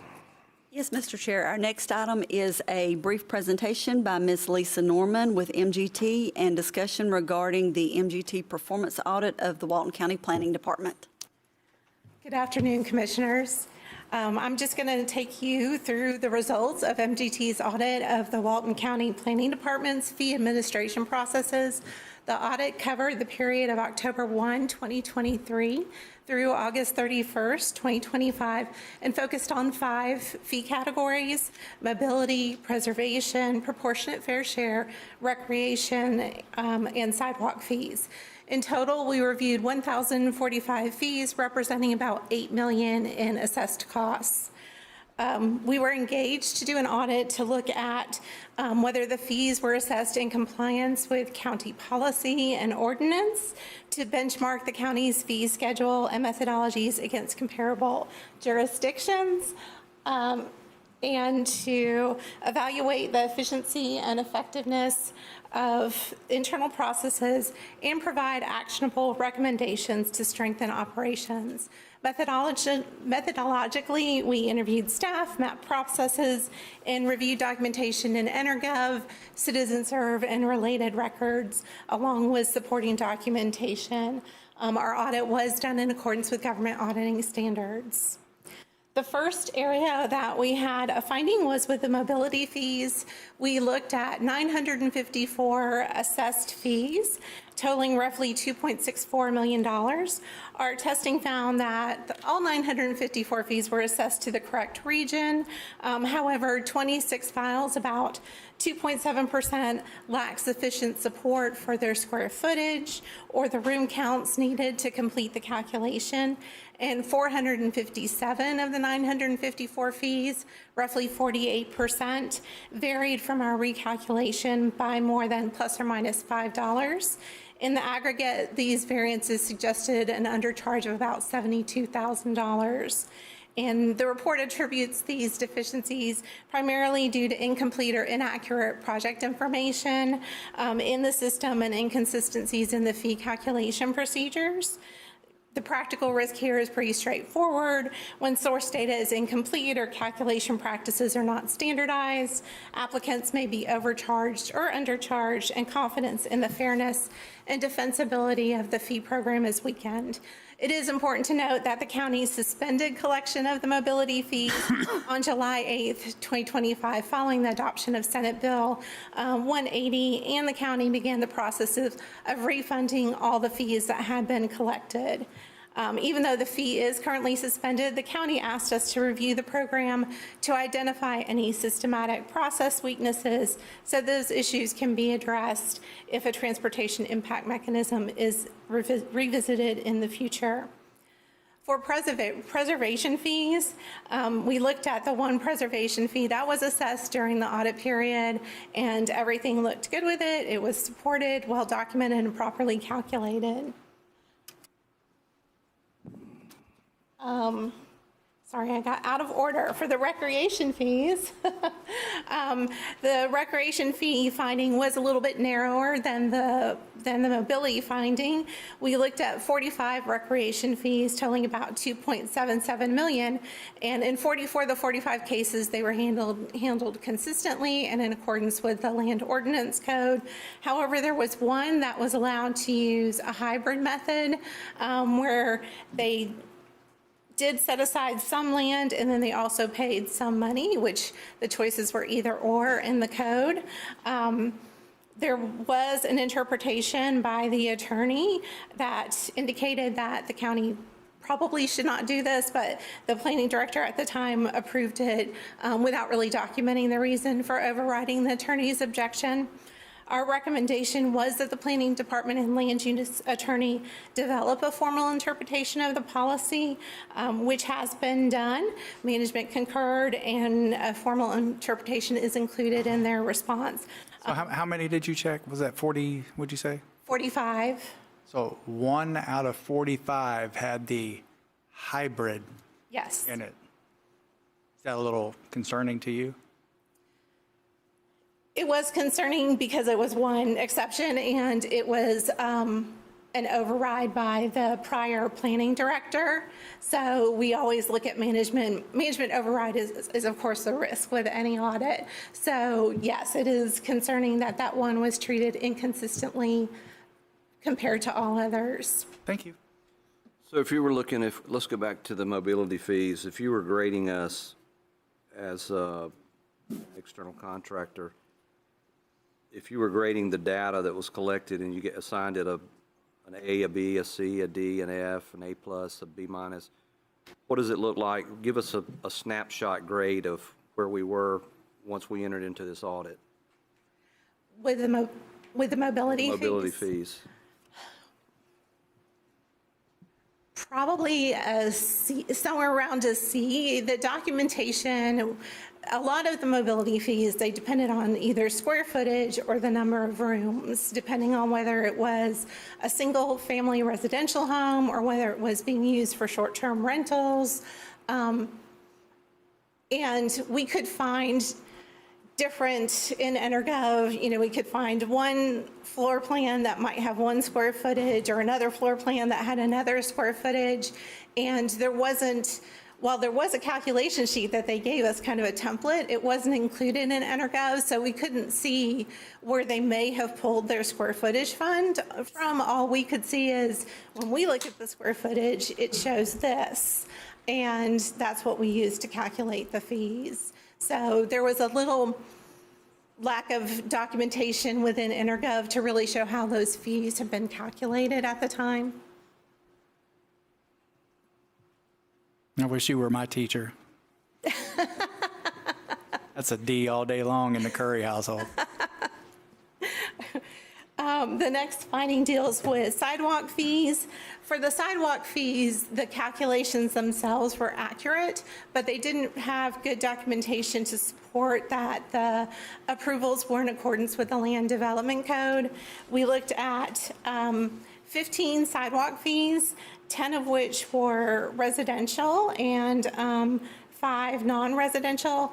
For the residential requests, most files did not evidence key support such as whether a multi-use path was under development or whether the buyout covered only one side of the sidewalk, which is what was required by the Land Ordinance Code, the Land Development Code, to approve a sidewalk buyout. Same with the non-residential. Most did not document whether pedestrian facilities existed or were planned within 1/4 mile, and none included evidence that the division director and the county engineer, a lot of them had the division director's signature, but no county engineer approval that the area, to determine that the area had low pedestrian traffic, which is required by the code for those buyouts. As Mr. Schoen also noted, they have already put in place a sidewalk buyout checklist to help ensure that going forward, any approvals for sidewalk buyouts meet the criteria established in the Land Development Code. The preservation and proportionate fair share fees, we looked at both the preservation fees and the proportionate fair share fees and noted that all of those were appropriately calculated and supported within the system. And then the last area where we had findings were with regards to internal controls over the EnerGov system. We looked at, because this is a contracted system, the county has minimal control over the controls in the system, but one that they do have control over is access. So what do people, who can access the system? And then once they get into the system, what can they do? Can they update the fees received? Can they add documents? You know, what the powers that they have once they're in the system.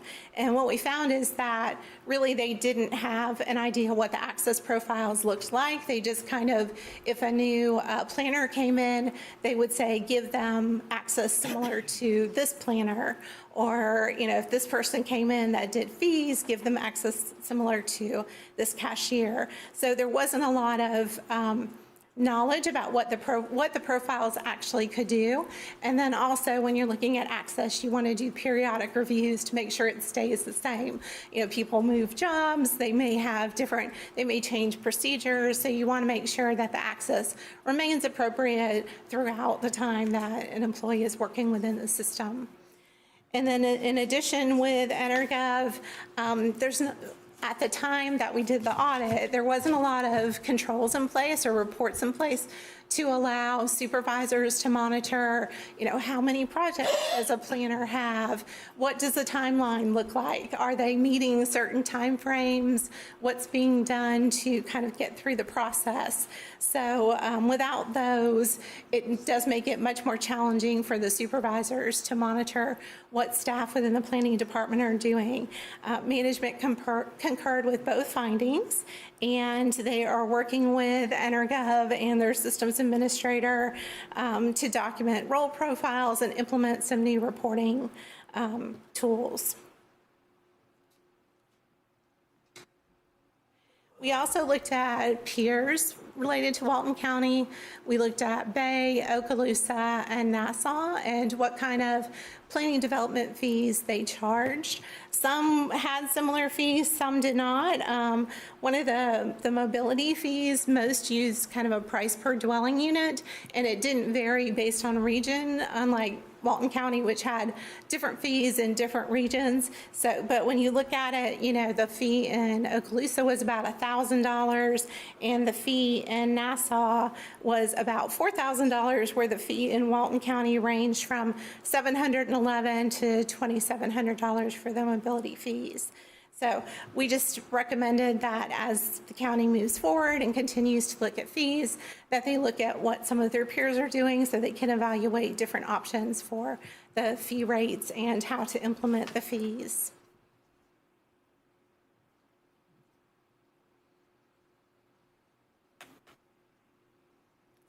Just to summarize, the audit found strengths and areas needing correction. The strengths are clear. Preservation and proportionate fair share fees were administered in compliance with county requirements. Key improvement areas are also clear. They need to standardize and strengthen, you know, calculation support, formability fees if they're implemented in the future. Formalized interpretation and documentation for recreation fee policy decisions, consistently document the sidewalk buyout eligibility requirements, and implement formal access governance for EnerGov, and strengthen the supervisory monitoring and reporting. Throughout this report, management's response was constructive. They concurred with all the findings, and reported that some corrective actions were already underway, including the formal interpretation related to the recreation fees. So thank you, and I'm happy to take your questions. Are there any questions? Commissioner Well, Jones? I think that the hybrid thing, I think is very clear that that should have never happened. And I suspect that we've put into our system, into our code, that we're not going to authorize that, or is that something that we're leaving up to the director? I don't know. Now, the land use attorney issued an interpretation that said, no, you have to follow the land ordinance code the way it's written, so it's an either or, not a hybrid approach. Thank you. Thank you. So your biggest takeaway is what? Basically, we need to do better paperwork? Yes, as with most audits, it comes down to documentation, because as an auditor, if it's not documented, it didn't happen. Right. So a lot of it is documentation, and I know that Mr. Schoen is working closely with the EnerGov folks to try and get some enhancements to the system, because there are some limitations to the system currently. I think with SwiftGov, too, that we're really moving forward and kind of locking some of these things down, and that will really make things a little smoother, I believe. So thank you. Thank you for what you have done. Thank you. Thank you, ma'am. Tab 37. Yes, sir. We have got a request. It's an update and request for direction regarding administration of the 15% fund share proceeds of the opioid settlement. This is a third pot of funding. I'll try to just say this really quickly to summarize it. The first pot was the statewide settlement. There are strategies and uses per the settlement agreement for those funds. Those go through Northwest Florida Health Network and then flow to the county. There is core funding that is based on 24/7 care and a warm handoff to the next step in care. Those come through the board for recommendation, but those are handled through Northwest Florida Health Network.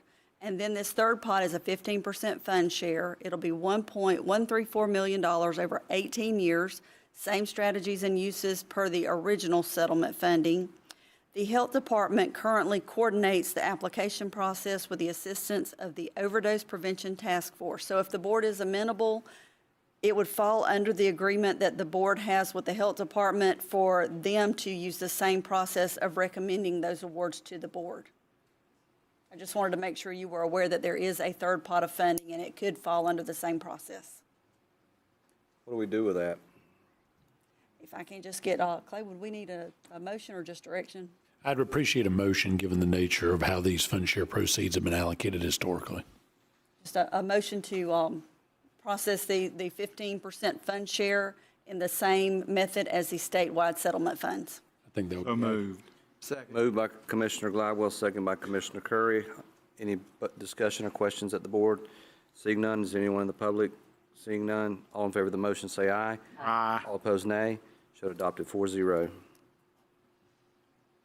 Mr. Atkinson, tab 38. Thank you. There's a request to schedule and advertise a public hearing on the e-bike ordinance. After we published the agenda, it came to our attention that the publication of the standard daily newspaper would not allow us the 10 days. So we're actually going to be asking for that to be scheduled for the May 12th board meeting, if you would. Show that done. Commissioner Curry, tab 39. Commissioner, if I just may, I want to go back to a consent agenda item.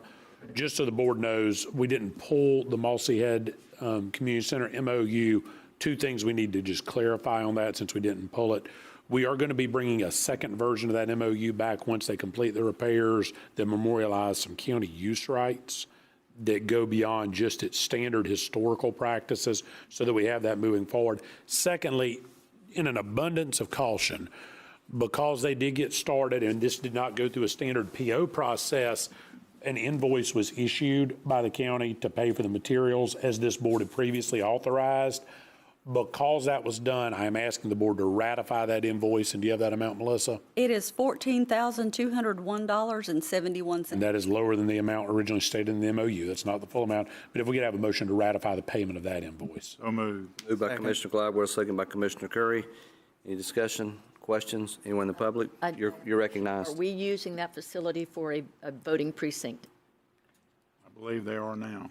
I believe that is the intent now at this time. I mean, certainly they're going to have to complete some of these repairs before they can continue to do so. There was a period of time where it was not. It had been, it moved away. The intention, as we understand it, is that would be a voting precinct if we are able to get this facility back up and running. As well as some other shared use agreements. That's what the second MOU will be about. Yes. We just want to make sure that we don't have another situation like we had in Valley View. with the, yeah. Absolutely right. Amen.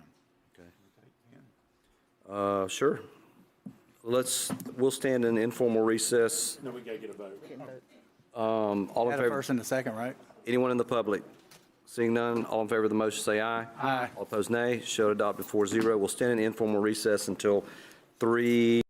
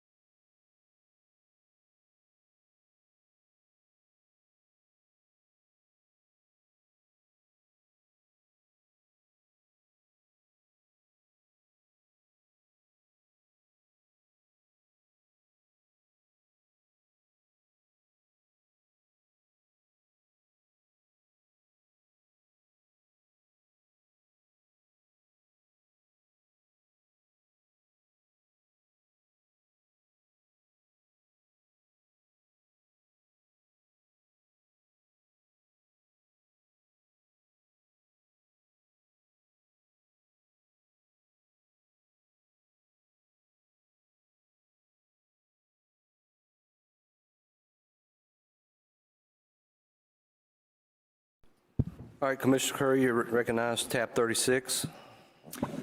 Thank you, Chair. Tab 39, I'm sorry. That's fine.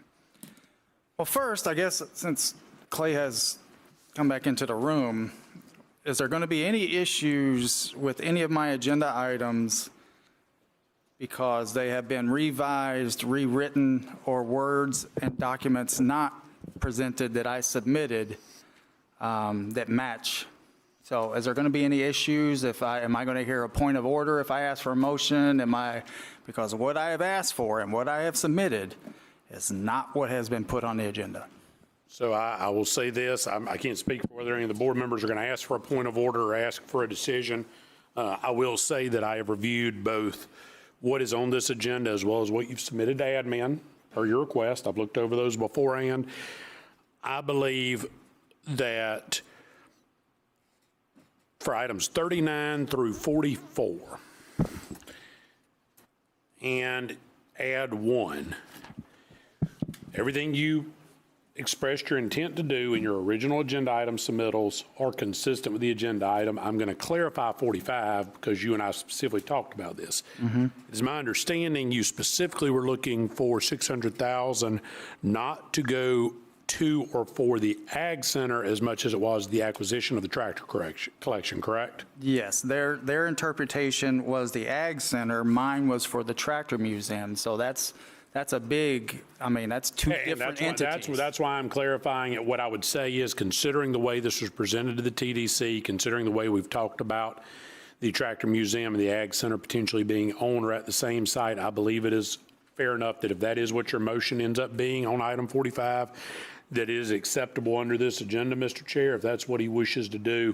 And I will note I have reviewed the agenda items submitted did address the tractor collection as opposed to just the Ag Center. But I don't see what you originally asked for on any other item to be inconsistent with what is on the agenda, even though the language is different and the verbiage is different. But we'll proceed. If somebody has a point of order, we'll address those on a case by case. But I don't see a reason at this point what I understand you're asked to be. And I understand the chair's, when he said let's keep it professional, me thinking maybe replace $5 words with $30 words or commas and crossing my T's when they're not supposed, and all that.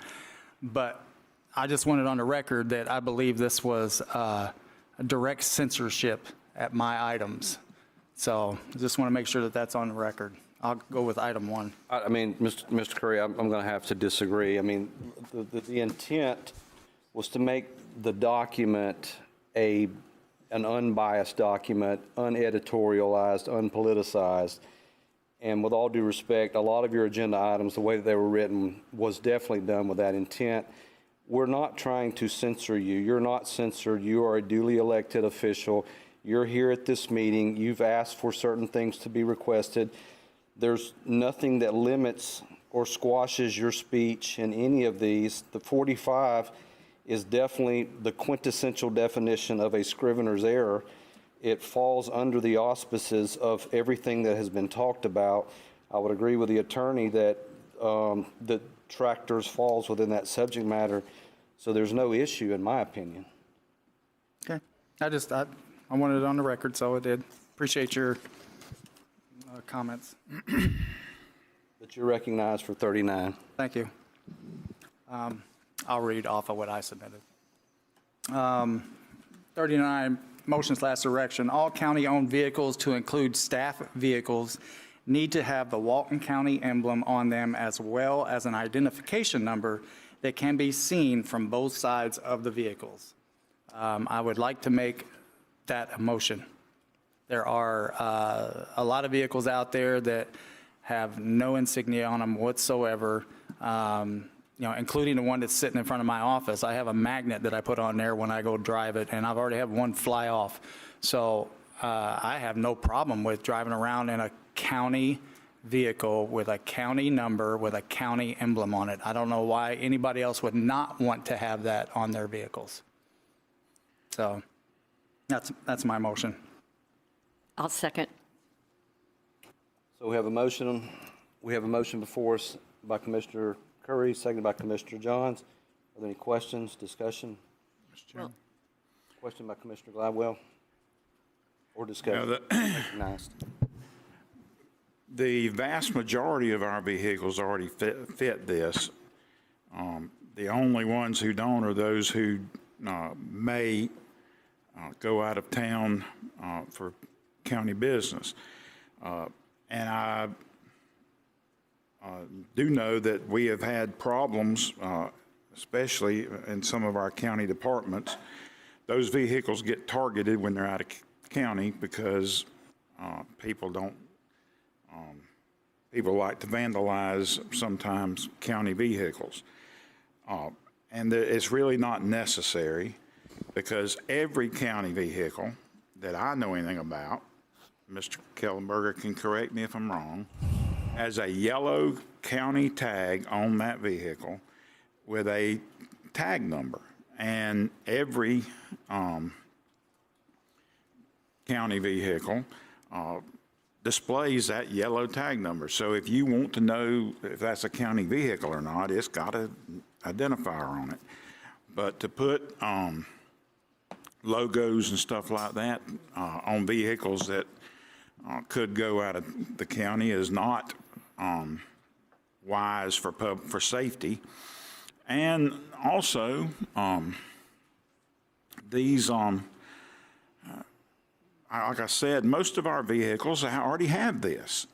It's already been done, and this should not be a board decision. This should be left up to Mr. Kellenberger and to the directors who run their departments. If they think, as most of the vehicles are, if they think they need them, they'll do it. If they don't, if they think there's a valid reason why they don't, then they have a valid reason, and we shouldn't second guess them. So I think this is a waste of money. I think it's a waste of time and effort. You're going to have to bring these vehicles into the shop. They're going to have to sit there while and then the vehicles that need to be fixed that might actually help the citizens aren't going to be getting fixed. It's unnecessary. So in your words, most of the vehicles already have this, so why not carry through? So if you have a policy on one set of vehicles and you don't have another, you're going to hate me for saying the word, but is that selective? I mean, we pick and choose? Oh, I'm glad you said that. Selective is good. The directors know what they need, what vehicles need, those markings and what don't. They understand. You're trying to take the ability to manage their departments away from the directors and away from Mr. Kellenberger, and that's not what we should be doing here. Well, in the private industry, every person, I know this isn't the private industry, forgive me for saying that, but you have accountability for your employees, you have accountability for the equipment. So all equipment had some kind of number and insignia on it. So if it was doing something wrong, or it was doing something commendable, or whatever the case may be, I'm not going to hop in my car and run a damn county vehicle down so I can see the yellow tag at the back. Why can't you I see city logo, I see the FUNIAC logos, I see most of our equipment. I'm just curious why we didn't just go through the whole gauntlet and get all the equipment. Okay, so you go out of town. So how many times do we actually drive the car out of town? Most of the time we fly as commissioners. If we go to conferences, I drive to Orlando, I drive to whatever. I'm not saying everybody, I know you drive. But it's not an everyday thing. I even use my own truck when I go to these committee meetings that are out of county most of the time. So I don't know, I just don't see why there's a big deal about putting our Walton County logo on the side of a truck with the number that's associated with that vehicle. If the directors want to do it, fine. Mr. Gladwell, Commissioner Jones. Sorry. Yes, I'd just like to say, this is our fleet of vehicles that are paid for by tax dollars. And I think consistency and transparency is important. And there's no reason why we don't have those numbers. I think they used to be on there, and I think they were taken off because some people didn't want them on there. But I think that it should be required. And there's absolutely no reason why we're not across the board the same way. And I believe, too, that the BCC emblem should be on all the vehicles. And there's no reason why they shouldn't be. I just don't agree with the argument that it's going to be targeted when you go out of town or something. If that's the world we live in, it could be targeted regardless. But I just think that it's something that we should do. I mean, if people want to identify something and call in something, and they've got the number on there, to your point, and I'm not going to be able to read the tag number, but if you see a number on the side, you might want to say something good about them. You might want to say something bad. But at least you know who, you've got consistency, and it's straight across the board for everybody, and it's the fair thing to do, I think. It's our responsibility to be accountable to the public. Sounds like we're playing gotcha with the directors, because most of these vehicles are driven by directors or admin. Well, why would they be any different than the staff? Because they might need to be out there. I mean, if you're out there, if you go to a neighborhood and and the people who have called you out there are engaged in a quarrel, and that county vehicle drives up there maybe to check a complaint. They don't do that. That's the sheriff's office. No, they do. They go out there all the time and check whether the driveways or whether the setbacks, all this kind of stuff. Our engineers, Only on complaint driven. Engineers go out there all the time to check things like stormwater, and you're going to put them.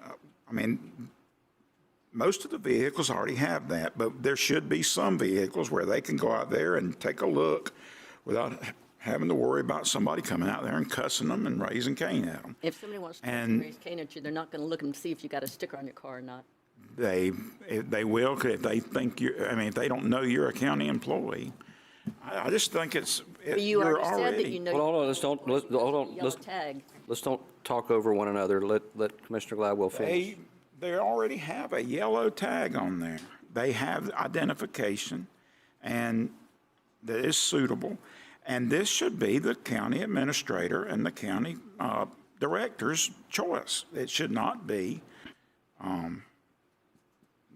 overall policy. It just shouldn't be. So do we not want to have any kind of accountability or responsibility up here? Between the state and staff, why are we even up here? Commissioner Curry, I don't think anybody's suggesting that. I think what Commissioner Gladwell's argument is it goes to functionality. So would you agree or disagree that the Sheriff's Department, should all of their vehicles be identified the same? I mean, some of them don't have that for specified reasons. Would you agree that Well, I don't. Would you want them to adopt the same? They are law enforcement, and he's talking about checking driveways, so I don't think we need undercover units to pull up on a driveway and get a tape measure out. I think it goes to the functionality. No, we it doesn't. We have a motion and a second on the floor. Is there any public discussion? Okay, Ms. Leitner, you're recognized. Randy Leitner, L-I-G-H-T-N-E-R. I don't want to come up here about every single thing today, and this really wasn't a big deal until it was made a big deal.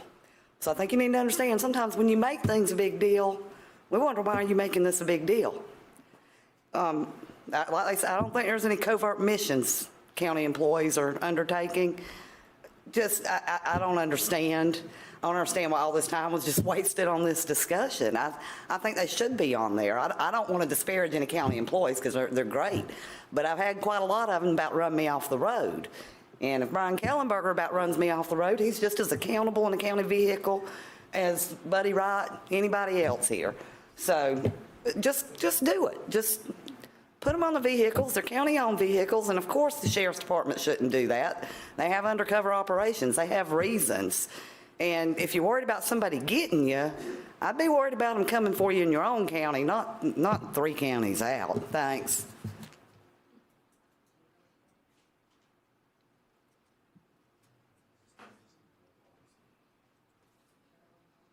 Mr. Art, you're recognized. So we just went through an audit. You just need one policy. You shouldn't have multiple policies, because then when an auditor comes, they have to audit multiple policies and ask questions on why you have a policy for this and a policy for that.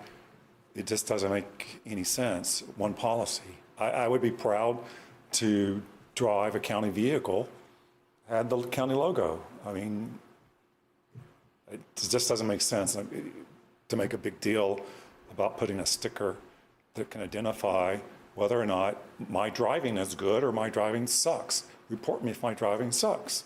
If I did something good, report me for that as well. It's It's a policy, one policy, not multiple policies. Thank you. Who's next? Ms. Harris? Anyone else after Ms. Harris? Mr. Bagby, anyone else? You'll be next. You're recognized. Well, I've almost been run off the road twice, both times by county vehicles. And both times I should have gotten a ticket, because I can guarantee you my car will go fast, and I can weave in and out to get the tag number, and I can weave in and out close enough to get to them to see whose face is driving that. We had an employee here one time, and y'all know, I don't think Brad was here then, he would take his car every day. He lived in Panama City. He'd park his car at the fire station down on that end at Inlet Beach. Then he'd get in his regular car and he'd go home. Then he'd come back the next day, and his car might sit there for 4 days, because I paid somebody to watch it. His car might sit there for 4 days, but he would drive to work in his own car, because his excuse was if he had to get lunch or dinner, pick up something at the store to take home that night, he wasn't allowed to drive the county vehicle. But it all resulted around the girl. So we all know about that story. I know most of these heads of departments. These are good people. I don't think there's one of them that would care. Brian, would you care if you had a logo on your car? Ms. Harris, the question. I don't think anybody of these would care. But one day, somebody called me and said, I went to Culver's to get lunch, and there were 2 county vehicles parked there. And I went in. They weren't sitting in there. And I was there about 30 minutes and left. And she said, nobody ever came to get in either one of those county vehicles. So I waited a while and I drove down to Culver's. Well, guess what? 2 county vehicles are still sitting there, but guess what? They're backed in. So to get the tag number, I got to park my car, get out, walk around to the back of the trucks, and get the tag number. I think if somebody's doing something wrong, most of us can't see quick enough to get the tag number. But I don't think there's an employee here ashamed to drive a truck with a logo on it. And if there are, then we just need to put a number on the door that says county vehicle if you don't want a logo. Or on the back of the tailgate, it needs a number to show it's a county vehicle. You can't see the tags. We're not cops, we're not detectives, we're not undercover people. And I think our sheriffs do a great job, and I want them to have unmarked cars. I want them to be able to go somewhere and catch drug dealers or catch people that are doing meth or catch the teenagers that are here at spring break. I want them to do that. But I don't think any of our county employees would be ashamed to drive a truck with a number and a thing on it. I didn't even realize what this was going to be about. But I don't think, if there is an employee, I'd like for them to tell me who they are.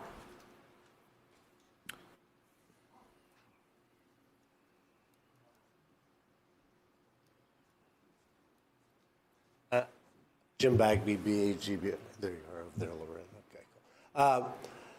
The only thing that I would say is, A, I can't believe this is taking so much time. B, you might have the TDC vehicles do the Visit South Walton or the Authentic Walton or the whatever Walton, One Walton, because that is an advertisement. That is a rolling billboard.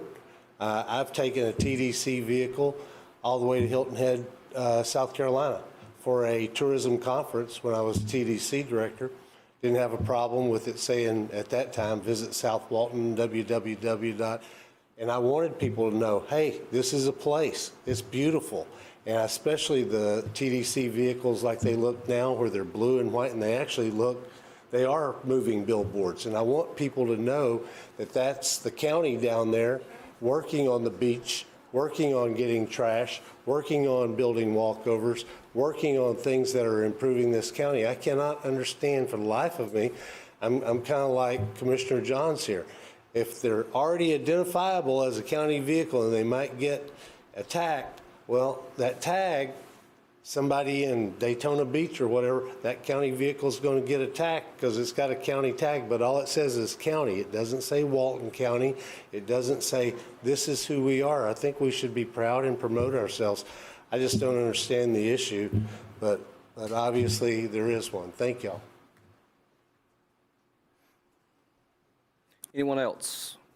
So we have a motion on the floor. All in favor of the motion, say aye. Aye. All opposed, nay. Nay. Nay, the motion fails to carry. 2-2. Tab 40. Item 40. Well, since the documentation wasn't attached to the agenda items, I guess I'm just going to ask direction. And just to note that the excuse given by admin was it didn't go through legal. Clay, did you or did you not get both of my example ordinances? That is true. You did send me 2 model ordinances. You and I did talk about them at length, and as I advised you and I advised, I think every commissioner up here at some point in time, I have no problem at all if you want to send me a model resolution, ordinance, or other document. We can't adopt it at the first meeting. We can't adopt it till after we've advertised it. Sometimes we've got to do even more than that. I don't mind if they're on the agenda whatsoever. What I would say on this item, Commissioner, if I can possibly help make this one go a little easier, we know we are still under the limitation of moratoria or changes until August under 180. Certainly, if we do this, we're going to have to talk to DEP about their regulatory authority to address what is or is not already permitted that we may not be aware of in Walton County, so that we're not triggering any implications there. If the board, I know we've talked about this at least once before, if the board is comfortable, I will be glad to get with Mr. McKee and work with staff on drafting an ordinance that addresses the issue of Class 1 landfills. That's going to take a little bit of time anyway, and bring that back when we're a little closer to being able to legally adopt it. Is that suitable for everyone? It is Works for me. All right, that's what we'll do. Thank y'all. All right, awesome. Well, we don't have anything to vote on. And it'll come back as a public hearing later.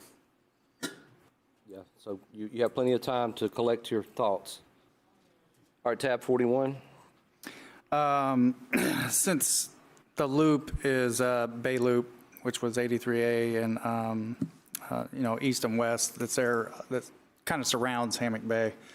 I've gotten a lot of folks that are concerned about the lighting around that loop, and majority of that development that is going on around the loop is not county development. So I was hoping that possibly some direction maybe to get with the city of Freeport and see if there's any kind of mutual partnership with maybe adding a few lights around Bay Loop, especially where these new developments are popping up and it's awfully dark in that area, in those areas. So that's a direction, if I may. I would, Mr. Chairman. We'll look at, are you talking about street lighting or multi-use path lighting or both? Yeah, it's going to be both because the poles are on the inside of the multipath, so they would shine on the multipath, which I'm getting the complaints on.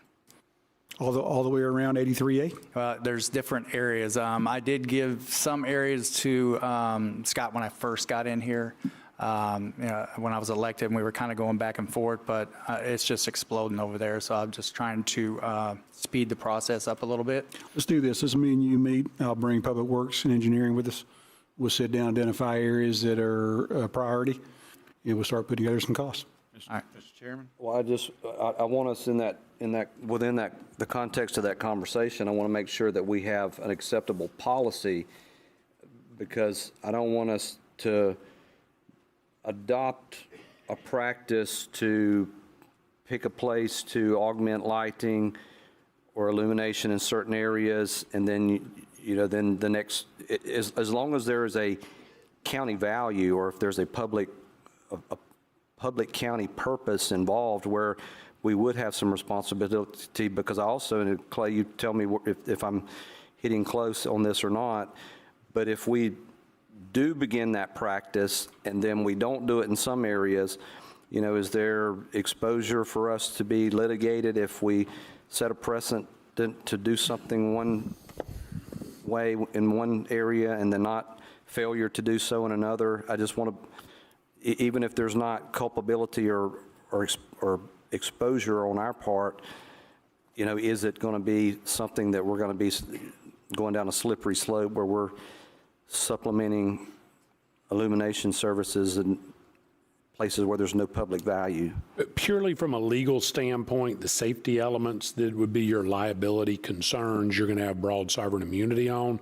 What I would say, though, is if the question is, do you open Pandora's box when you pull one area out of the hat and somebody else says, well, will you do my area next? And we don't have a process or a policy for identifying them.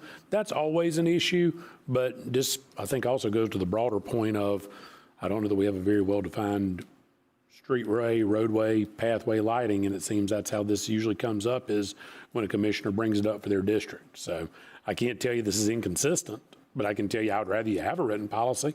Y'all hear me say that on a lot of things. Commissioner Gladwell? Well, I've had, just to your point, I've had citizens in Flowers View community, and I've also had citizens in Glendale community and Darlington community, and I've had people in Commissioner John's district on Forest Shore Drive ask for lights. So if we're going to go down this path, you can't just do it for one. We're going to have to, the people in Flowers View and Forest Shore deserve the same consideration as anybody else. So I just want to echo Mr. Adkisson's comments. Once you go down here, we're going to have a whole lot more than, I didn't mean to speak for you, but For it, I don't mind. If they do want lights, everybody in my district wants lights. And I will say, it's a lot more, that's a lot of urban area down there. let me add the one distinction on this issue, though, that is consistent with what you've done elsewhere. County roads and city limits, where the county partners with the city on different types of signage, lighting, or otherwise, has always been treated differently than purely county. That was my ask. If that's where you're going, this one doesn't open Pandora's box, but eventually you're going to if you don't develop a policy. So That was my ask, just to. maybe Public Works can help us with that while we go through this process. Sounds good to me. We all need lighting. I think it's imperative, and it's a safety issue. Chair, So what this exercise will do, it gives us a good idea of lighting per unit, per mile, per X feet, whatever, so we can start to understand. And then if you have areas where you would like to do lighting, you'll have kind of a guideline of what cost is. I think cost is going to be the determining factor. The lights we put down on the boardwalk, sidewalk in Miramar Beach that we're still doing right now, $275,000 for 750 feet of lights. Now, they're closer together, they're pedestal mounted, turtle friendly, and all that. Street lighting, a whole different type of lighting. Well, there's two things to this. One, I think we just passed something or gave direction, 2 meetings ago, about the city of Freeport and the county working together, a novel idea, to put lights on one of the bridges over by the boat ramp. And that was all okay, because it was a joint effort between the city of Freeport and the county. County maintains the paths and the road, and they wanted some lighting on that bridge. Perfect. That took all of, I think it was even on the consent, so that took all of 60 seconds. Just kills me why something like this, and I said it in the beginning, get with the city and see if, since all the explosion around the loop is city designated because of all the city development, if they would kind of go hand in hand and put a couple lights up around the loop. Nothing more, nothing less. I'm not trying to light up an airport. I'm not trying to put a street light in everybody's backyard. I'm just trying to get some lighting around the loop in some dangerous areas that is a mutual benefit for the city of Freeport and Walton County, Florida. I understand what you want. That's it. Well, I know you do, but there's some others that don't. So I want to make that clear. Any project we do, whatever phase it I know. would be. Same thing for our districts. Well, Commissioner Johns? I would like to say that I know in my district, and I believe probably in all of them, if you have an existing pole in your front yard, you can call Florida Power, and they will put a light on there, and it'll cost you about $9 a month. I have one in my house. I've had it for 15, 20 years, and they're very accommodating, and it's attached to your power bill. So the people along Forest Shore, they could call as well and get a light on there. So that would help a lot of the areas. Now, the lower lights, that's a different story. But if there's a pole that they've got, they can have that, and I can, happy to pass that information on Please. to you. And some of these are commercial businesses. So, I mean, I was all, even when we talk, can we go knock on the doors of these commercial businesses and ask, we always talk about this public-private partnership thing, but then when we actually go to do it, it's a bad thing. Oh, that's quid pro quo. They don't want, they're giving that money for this. So I'm just trying to do something that's mutually beneficial to everyone in that area. Right. So the other thing is, I did talk to Scott and Buddy, and there is some kind of sheet. I don't know if they're still here, if they want to look it up, because there's some folks in Choctaw that the lighting, it's dark at school bus stops. So they went out there and wrote it's some kind of checklist. I don't know what it is. If you know what it is, Brian, or something, some kind of survey or checklist that if it flips the bill, you check this, and at the end, you might ask for 30 lights, but you only get 10 at the bottom or 2 at the bottom. So I think there is a process. I just don't know. This is through Chelco? I don't know. Is Buddy and Scott here or no? Buddy is. Or maybe Chance would know, yeah.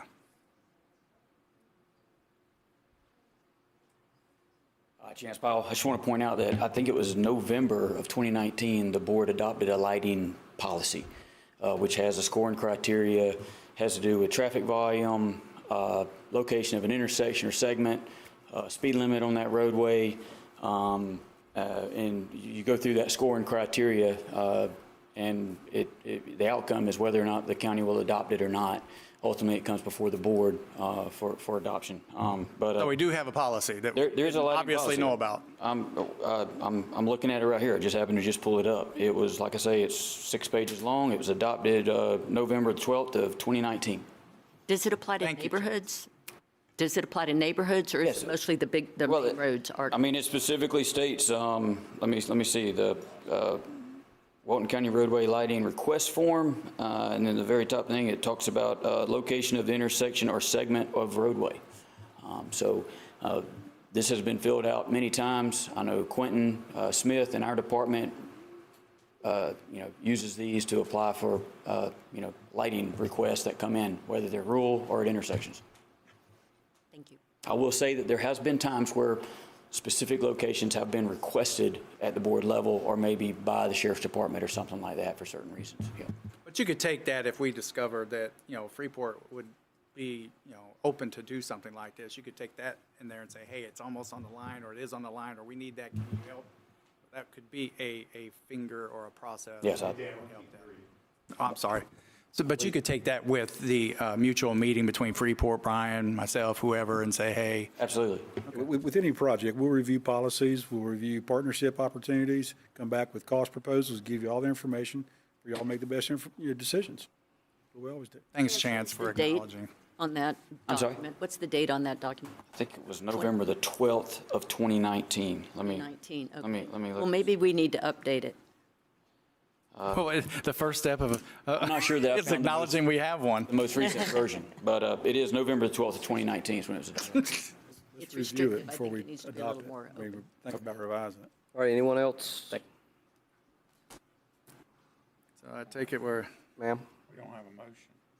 Oh, wait, yeah, hold on. Save it for public comments. We don't have any official action on that, but you're going to get with Mr. Kellenberger? Yes. Or he's going to get with me. 42, Chair. Request direction for, let me read my own. Request, motion, direction, ordinance suggestion, and I do have this ordinance in there just as a shell for something to look at as an example. So ordinance suggestion, when it comes to building/construction, I would like to take the next step with our county manager's idea, and I'm giving him all the credit because he's the one who brought it up to me. County manager's idea when it comes to building homes and structures, I would like to add that when building a home or structure, all equipment and building materials must be staged on the owner's property, not in the road, the actual road, or in the right-of-way. This would include all aspects of construction being porta potties, equipment, wood, dirt, and other materials associated with construction. It makes for a dangerous situation, especially at night, with no lighting in some areas. No vending/services using the road. to manufacture items, especially at night with no lighting, for said homes/structures. This would need to be addressed in this possible motion or ordinance as well. Example, ordinance submitted to admin/legal for review on additional information needed and/or any updating. So I'm just asking for direction, I guess, at this point to look at what I actually submitted as an ordinance. And again, I've talked to Clay already about it. He has no issue with it. The idea came from Brian, so now I'm going to open it up for discussion for the others who are going to be in opposition. So go ahead. I'll start. I'm not in opposition. All right. Yeah. I agree with you, and I think that at least in one of them in my neighborhood, they're actually doing that. So I kind of thought that was already a requirement, but it's not. So Land Development Code requires commercial construction to contain their activities on the site, but we have an exemption for residential construction. Why? I do not know why. My assumption is at some point, the previous commission was interested in facilitating development. But now it's a problem, and where I adopted it from was being the maintainer of the scenic corridors as beach operations director. Those are the areas that get degraded the most by the haphazard parking or the use of our road right-of-way. It just makes common sense. I know builders and developers may be against it, but it's our road right-of-way. We put a lot of money into it to make it look good and accommodating for the people that live here and couldn't visit here. And it should be, not degraded by people for their private interest. Agreed. Chairman. Commissioner Gladwell? I'm not for or against it, but what I do think is this would affect a lot of people, both those who are building houses and those who build houses. So what I would suggest is the first step should be to have at least 3 workshops, one in the South, one in Freeport, one in the Funiac, and allow our citizens and our construction industry to come and make comment and have input into the process so that we know more about what we're talking about before we just willy-nilly enact something that has unintended consequences. So my suggestion would be to have Mr. Kellenberger schedule 3 workshops to let our citizens comment on this subject. So, and I respect what you said. I kind of wrote it down here. You're talking about affecting a lot of people that are building these houses. And I don't want to stop anybody from building a house, but there's also a lot of people affected by their trusses laying in the road, dump loads of dirt that are in the road. And I'm not talking about in the right-of-way now. I'm talking about in the road. I have a photo of a fire engine that probably could not get through because there was a fire across the street and there was all this equipment and porta potties in the road. So if we're going to talk about affecting people, then we need to, both sides. You got one person building a house, but you got 40 people that live around that house. And if that road is blocked, like I'll say in my subdivision, it's one way in, one way out, it's a circle. That fire engine ain't getting through to these people past that house because we have a load of dirt in the road or we have somebody's crapper in the road. I don't have any, but I do think we need to give everyone a chance to talk about it. And what about landscapers? Because I know in some of the roads down there in the south end, you can't drive down the road for a landscape trailer. I know Forest Shores that way. And that's probably our fault for overbuilding. So, but... Well, they're temporary. They're there to mow the lawn and then they're... Yeah, and in my ordinance, it says that. So at the ordinance, if you don't craft the ordinance, you're going to outlaw that. I'm just saying. Lawn service has nothing to do with construction. I put all that in that ordinance. It's the same industry, and if it's not worded correctly, you'll be eliminated. So I don't see the harm in having a workshop. They're having 3 workshops, one for the north, one for Freeport, one for the south, where people can come and talk. What's the harm in that? What's the harm in telling people they got to put their equipment on their property? I don't That's the result. That's the result. And that's already in the code, and we haven't ever enforced it. So if you write something that we Yeah. Wait a minute, what? Hold on. Let's Brian. Brian, I'll let you go first. So there is enforcement of the component for the commercial construction. well, most people will tell you there's not, but Right, but the majority of the construction down in the south that is the perpetrators of this is residential construction. So, it's landscapers, pool cleaners, other people that provide service also do the same thing. Sometimes they park on the multi-use path. Most times it's on the road right-of-way or in the road if it's in a residential neighborhood. There are state laws that allow certain vehicles to park in the road to load and unload. I don't have it on the top of my head right now, but in this case, we're talking about road right-of-way, and my interest was in preservation of the common good. And I think I even put in there it exempts loading and unloading. I mean, stuff that's not going to be here all day. When you park a trailer or a porta potty in there for months. Yeah. So we have the code. We simply have an exemption for residential construction. You just have to remove. Well, I know of at least one. There is no exemption for the crapper in the road, so trust me, or the dirt in the road. Well, let's do this. but you can't use your own personal. Hold on. Want me to take a drive? What? Hold on. Commissioner Gladwell, Yes. you're recognized. You can't use your own personal stuff to pass public policy. That's not right. And I'm not going. So just because it's illegal, and I see, are you I'm not going any further. Are you going to go back and read and watch this after what you just said? Commissioner Curry, let's keep this to the policy, not to the person. Mr. Chair, if I may, no, Madam Chair. I just have one comment. And to his point, I have received a call within the last couple of months that somebody did dump a load of dirt in the road, and it's dark, and you're driving, and you don't expect a big pile of dirt to be in the road. It's a very dangerous situation. That should be a ticket. I mean, that's the truth. Who is liable? What is the current policy to address that?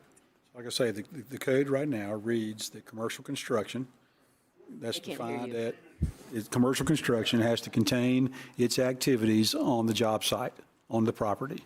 And there's just a simple exception that it's not applicable to residential construction.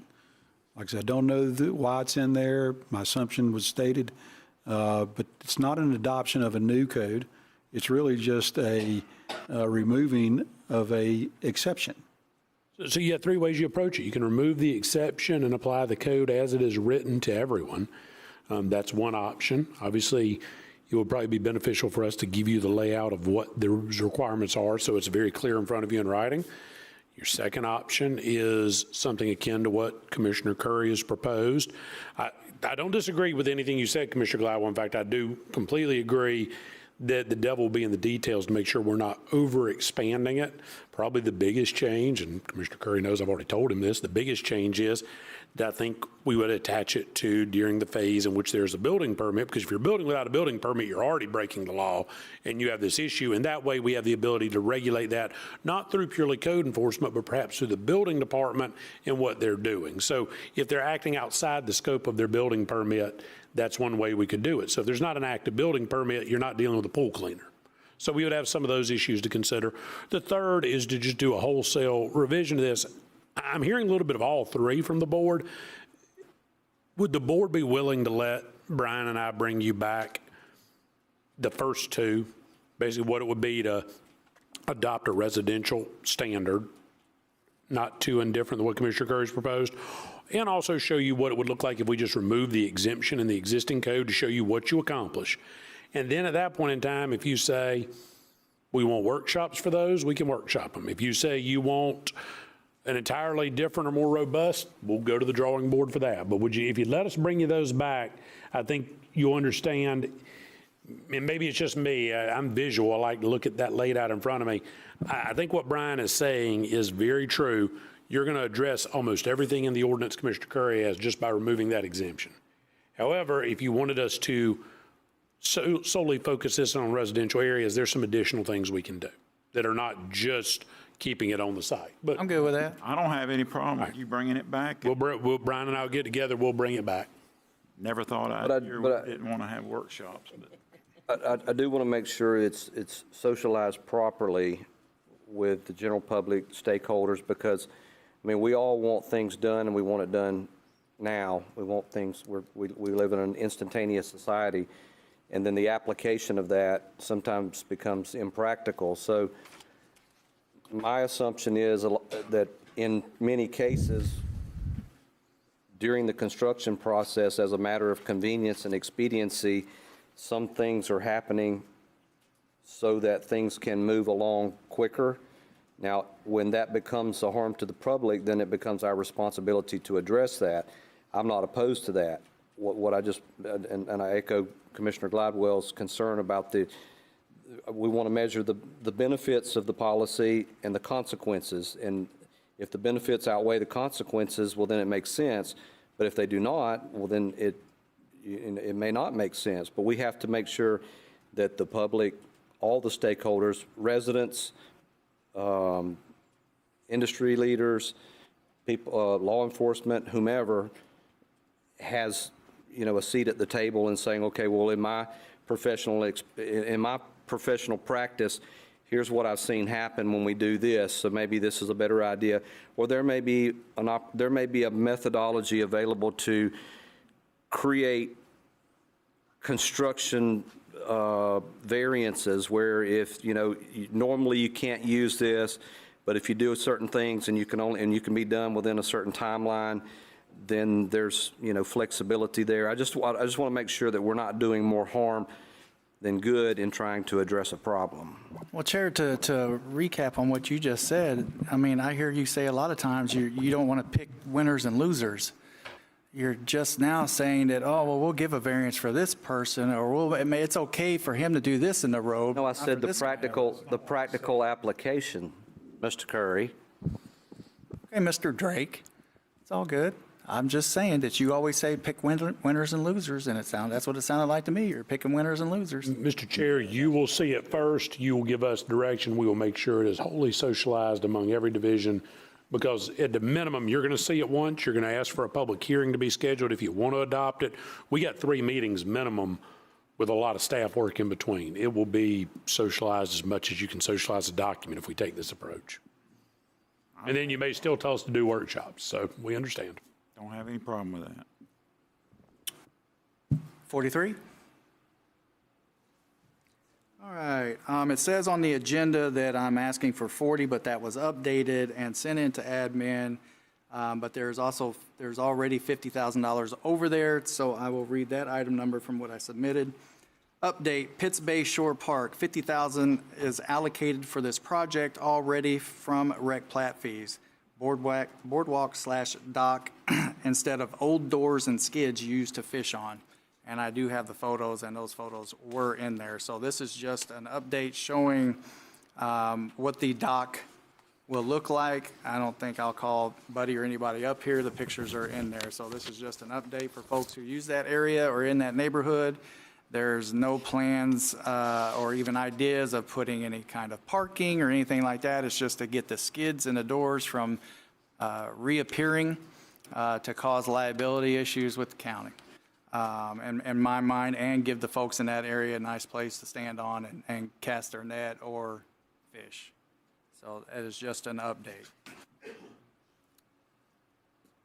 44. Make this long and short. All the graphs are on here.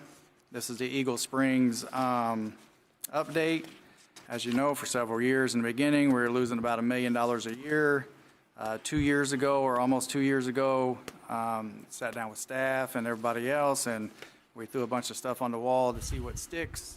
And the long and short of it is the golf course is only $27,000 behind or in the hole for the first quarter of this month or this year. I think that's outstanding work from Shane and his staff on cutting expenses and us tweaking as a board, tweaking the money to play out there and memberships and all that. We are up in memberships, we're up in rounds played, we're up in every category. So that's kudos to all involved. So I said I would continue to update this every quarter until we show that we are sustaining ourselves on the golf course. The only thing that we may need to look at, but Melissa gave me some new numbers before the meeting on the restaurant.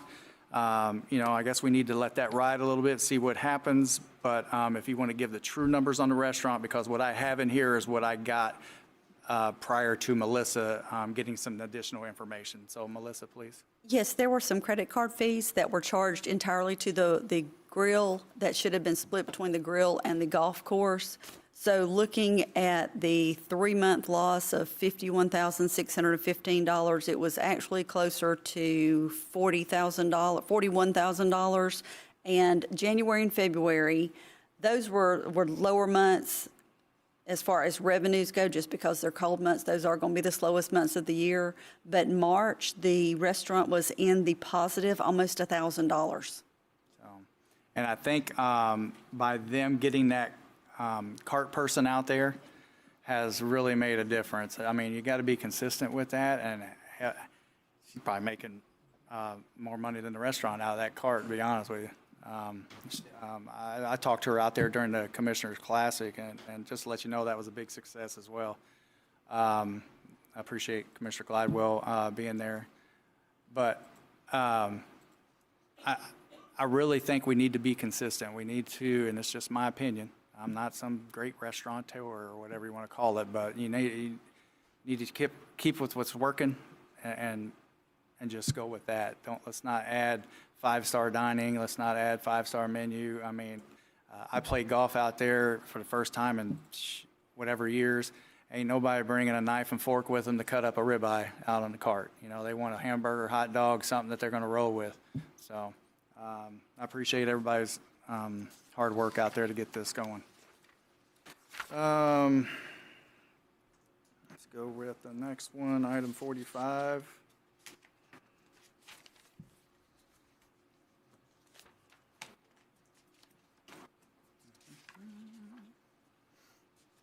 Okay. I did not submit what's on the published agenda. I posted for transparency, and actually what I wanted was a motion. I would like to make a motion to match the TDC funding on the Tractor Museum of up to $600,000 from the Beach Vending Fund, not from the general fund. What was placed on the agenda was to allocate $600,000 in Managed Beach Vendor Fund to match the North Walton TDC contribution for the Agricultural Center. Not what I put in. So if we're going to make a motion, I'm wanting to discuss what dollar amount the board is comfortable with or not comfortable with to match the TDC. I went to the TDC meeting, and it was unanimously on their $600,000, and I heard several people saying maybe the county should match. Just like I go to every meeting, when I hear somebody say something or they want to see something or they want to ask for something, I jot it down, I bring it to y'all to decide. So that's where I'm at right now. Chair. Commissioner Johns. That has to come to the board first before it's approved, the money, the $600,000 from the TDC. So it hasn't come to us yet, so we haven't approved that. Okay. So with that being said, there's not a match. And the second part of that is managed beach vendor funds. If I'm not mistaken, don't they automatically go into the general fund right now? That money automatically goes into the general fund right now. It's But I general thought when we revenues. discussed it, it's separated. It's in the general fund to a project that states managed beach vending. Okay. And actually, I think since it says beach vending, and I know that a lot of you don't have an opportunity to go down to the beach, especially during spring break, and take a risk at driving down Old 98 at 7 o'clock at night when Atlanta is on spring break.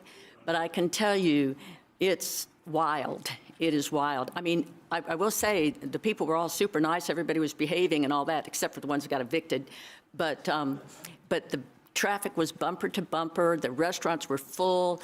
I mean, the damage that we have, which is just standard going to happen because of all the activity and all the cars and everything, those things need to be fixed. And so that is what the managed beach money should be going for. We're supposed to have a South Walton Infrastructure Fund. I don't know what we call it now, but I don't think we fund it as the way we initially planned to fund it. And so all the money that comes in, now in District 4, I'm going to get the numbers, but the money that comes in between Seascapes events, which they had one this past weekend, and they sold out in 3 days, and I want to say, and don't hold me to this because I'm not sure, I want to say there's probably 5,000 people there. 200 were repeat people. The rest were all new coming in. There's a lot of money that's being generated right there at that event. There's a lot of money being generated from the outlet mall in sales tax, and there's a lot of money being generated from Grand Boulevard and all the other things that are going on there. But we don't seem to be able to get the money to spend or keep the money there to kind of keep our area looking nice so that these people want to continue to come. So I'd kind of like to put a moratorium on the beach vending money until we decide how that South Walton Infrastructure Fund is going to work. Chairman. Commissioner Gladwell. I don't have any problem with what you said, Commissioner Johns. But we've been kicking this can a long time, and we need to either decide what we're going to do and do it, or we need to abandon it. Now, this has been my idea since the beginning, and I take full credit for proposing it. But what I would suggest we do is pending the $600,000 TDC money being approved, I'll make this a motion that we take $900,000 out of the unencumbered reserves. Melissa, correct me if I'm wrong, but there's approximately $8 million in that unencumbered reserve. Is that accurate? That's over the Over the $50 million that we keep for hurricanes. So I would make a motion that we take $900,000 out of that money to go with the $600,000 that was allocated by the TDC. That hasn't been. And I said pending the. But we go ahead and give Mr. Kellenberger the authority to negotiate the purchase of those tractors and be done with it. I'd like to continue on with my item to answer some of Commissioner Johns. Did we get a second? We're not there yet. No. Well, he's made a motion. I made a motion. Well, I wasn't done speaking on my original item, but. I'm trying to support you. Well, I know, but I still have a lot to say, but that's why I withdraw my motion for now. Okay. So I heard all these people from Atlanta. I heard all these people go to Seascape for these concerts. I heard all this. How do those folks get there? I have no idea. It's whether They go through Paxton. They go through Mossy Head. They go through Defuniak Springs. They go through Freeport.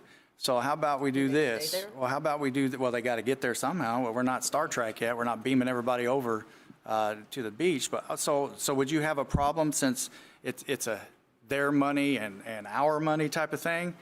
How about we put a toll road up there as they come in?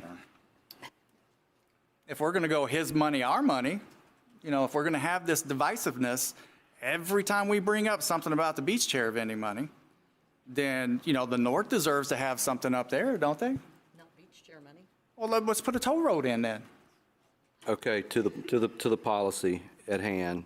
No, let's take $900,000 out of the reserves and buy those tractors. I was trying to do it without taking tax per property tax money, ad valorem money, all that's how that money got in there.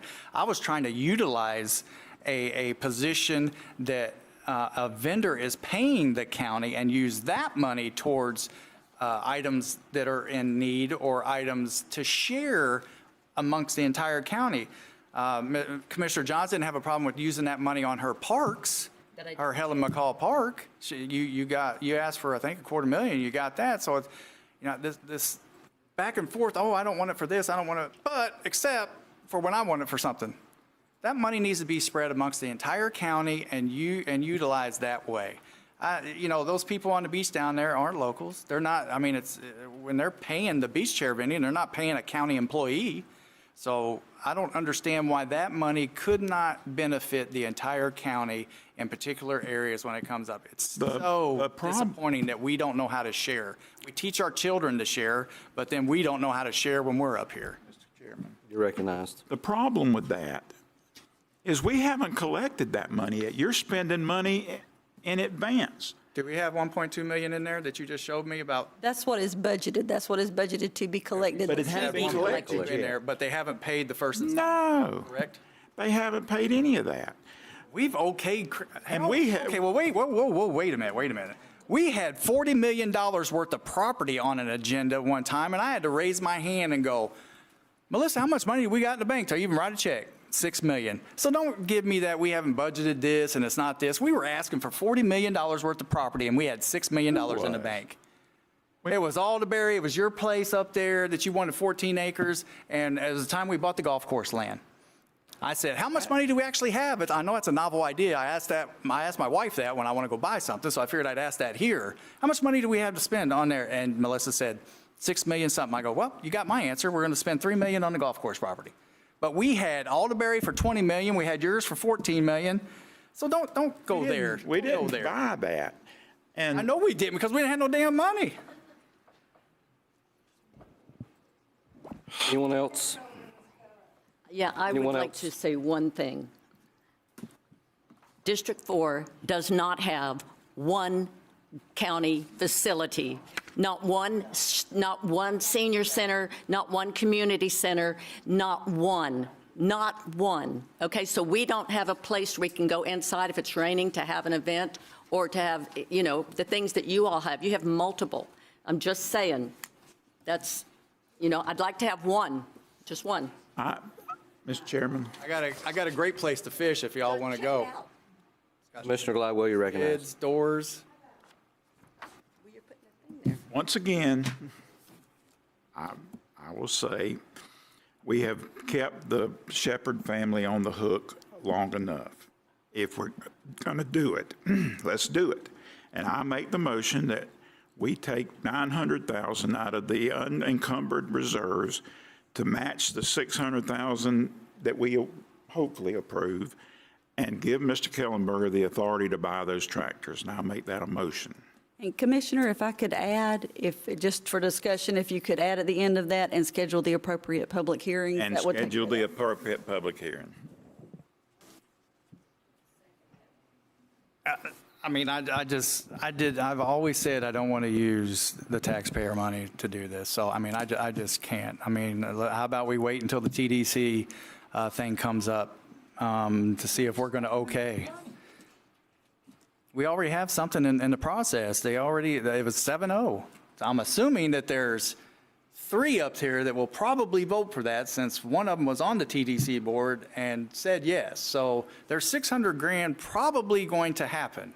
So why are we going to put another $900 in there right now when we don't? The tractors are $1.5 million. Okay, so $600,000 is not enough. I can't use the taxpayer money when we have an open opportunity for the beach chair vending money. I'm sorry. I'm sure I just made a lot of people upset, but. Second for discussion. So we have a motion and a second. Any questions, discussion? I want to say, we're going to get to the public, but for those of you that watched the TDC meeting, it seemed to be of general interest of the Tourist Development Council to seek partnership opportunities. So I think I can speak for everyone there, because it was voted on unanimously to swap the marketing money for the I guess you would refer to it as the capital investment, being the tractors I would be referring to. It was a better use of the monies than for the marketing purposes.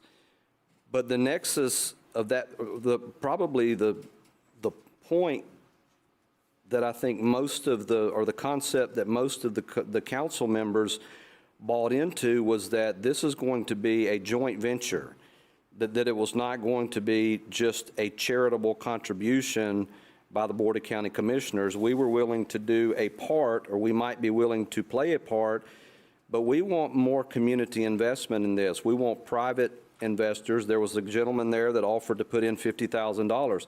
Okay, that's a great start. That's where this conversation needs to be centralized. We've hit a pretty good lick here by using the North Walton Tourist Development Council bed tax monies that were generated. I think it was $600,000 or $800,000. So it was $600,000. Now I want you to think about that for a minute. We used TDC dollars to purchase the physical product, these tractors. Now, how long is it going to, if the very purpose of the Tourist Development Council is to manage economic development, attract economic development to a region for a specific purpose, which is in its very nature, it's defined in its name, the Tourist Development Council. So we're supposed to be developing tourism. Now, we have to demonstrate that these tractors are going to generate an attraction enough so that it's going to pay for the investment. Otherwise, the decision to specify those monies for that particular investment was not the best decision, because if there was another investment that would generate the economic interest at a greater pace, then those monies should have been considered in lieu of what was considered. So I like the part about we've done a little bit, now let's get other people involved. It's just like when everybody here that works for a living, when you got your first job and you bought clothing or you bought things, you felt better about it because you worked for it. You paid for it yourself. You were very proud of ownership, and it's applicable at every scale in life. If you just give, there's less appreciation and less value in the overall product. Plus, you generate a lot of more consistent business interest if you have a continuous massaging of that idea, going through all of the things involved in nurturing a business or an opportunity or a venture. So I want to see, best example, the PGA came to us with an opportunity to promote tourism in South Walton County. Now, the initial price tag on it, once you do all the math for 5 years, it came up to, just short of like $40 million investment. Well, initially, the board almost approved that just on the first pass. And that was going to obligate us for the next 5 years to a near $40 million commitment. Well, once we had time to research it, analyze it, run numbers, talk to stakeholders and things like that, talked about the potential consequences, how we were going to be leveraged, if we were going to be strapped. As that conversation matured, there became more questions, and then the conversation kind of was like, all right, the PGA's they're not bad actors, they're not bad players. They made a first pass. We don't blame them for asking for the whole chunk, but it was a consensus of the board that was unreasonable. So then we asked them to put some skin in the game, and we waited up to the very last moment, and then they did. They agreed to half of it. So we went from a $40 million investment that was almost undertaking to where we were going to get, where the risk was going to be minimized by half, by $20 million. Well, before we could even discuss whether or not that was going to be a feasible or a viable opportunity, the board rejected it, said, it's too much risk, we don't want to do it, end of story. So I was a little disappointed that we didn't at least take it to another level to discuss, what that looks like at a $20 million investment versus a $40 million investment. But, the board agreed to pass on it and to move on. But this conversation is very similar. All I'm asking for is a little bit of a contribution, is that, we've taken more than baby steps to get to this level, but now I want to see some interest at the private industry level. There were some ideas that were thrown out at the TDC council meeting about potential partners. You know, I want to see how those conversations, what has happened since that meeting, if there are people that are that, you know, have generated interest. And also, there's never really, I mean, the plan for the utilization of this is all in concept. There are some things, you know, that have been put down on paper as visionary, but it's not empirical data that's showing you how you get from A to B to C all the way to Z. It's just, it's an idea, it's a vision, it's a concept.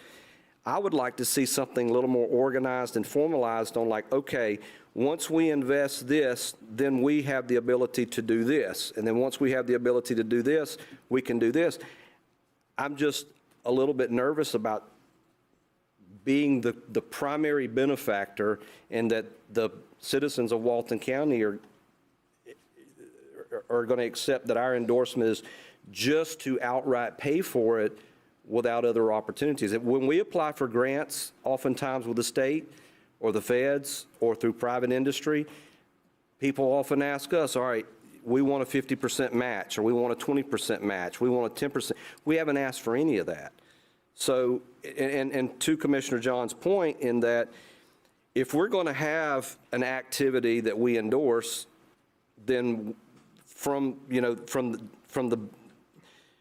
successes that we generate based on the program that we build, then we have to have ongoing stability in paying for those successes. So for example, I mean, for the longest time, people didn't know where the beaches of South Walton were. Through tourism investment, people now, a lot of people now know where the beaches of South Walton are. But because of those successes in painting the picture that our area is and people experiencing, there are growing pains that go with those successes. So we have to make sure we're obligated to be able to manage those successes. So the same thing here, if we create, you know, something like, or if we've got this beach vendor chair program, it's going to create some financial successes, but it's also going to create things that require maintenance. We do have to be mindful of like what that money's utilized. You know, can you deviate from the silo on occasion? Maybe. I mean, like when we buy a driver's license, the expectation is to use those monies to pay for roads. You know, fishing license, it goes back into conservation and things that go hand in hand with what the fee or the payment was. So there are a lot of things to be mindful. So I mean, I'm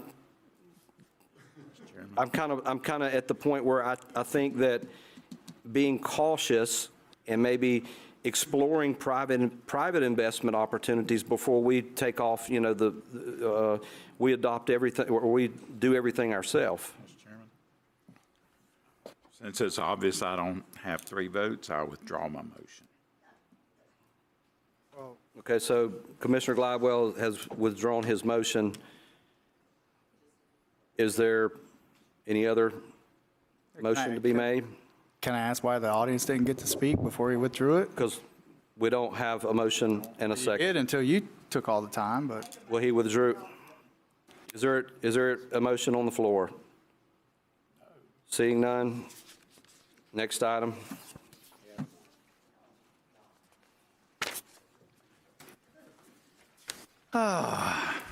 Let's see here.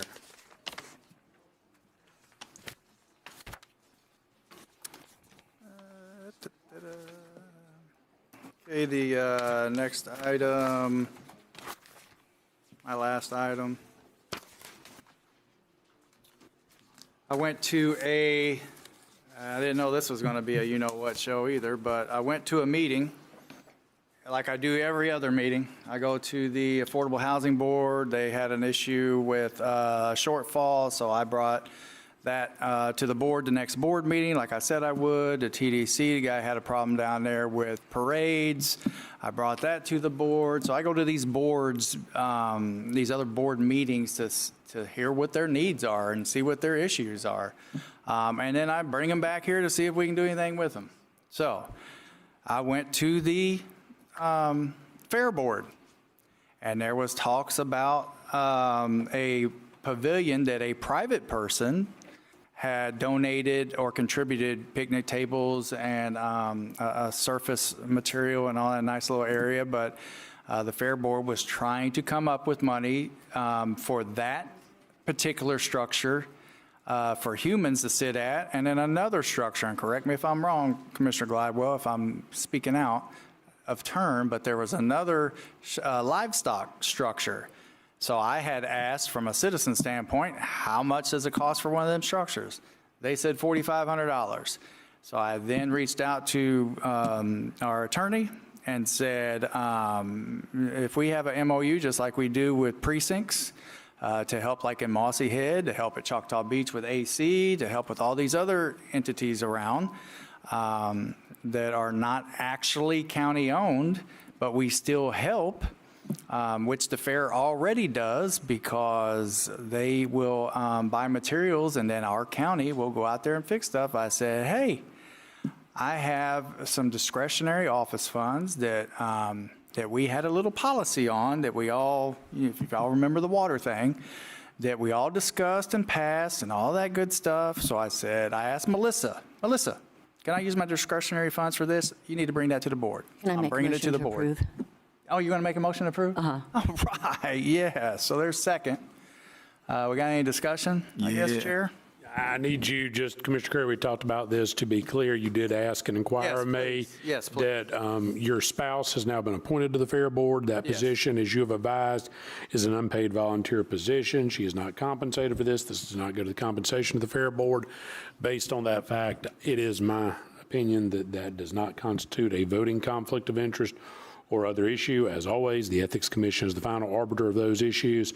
But again, this does not, in my opinion, inure to the special private gain or loss of a family member as she's not getting this money and she's an unpaid member of that board. That's my take on it, but just wanted to put that on there and appreciate you clarifying. And just clarifying. to add to that, if there's any speculation of behind the door play here going on, I was at the meeting and watched the need that they expressed.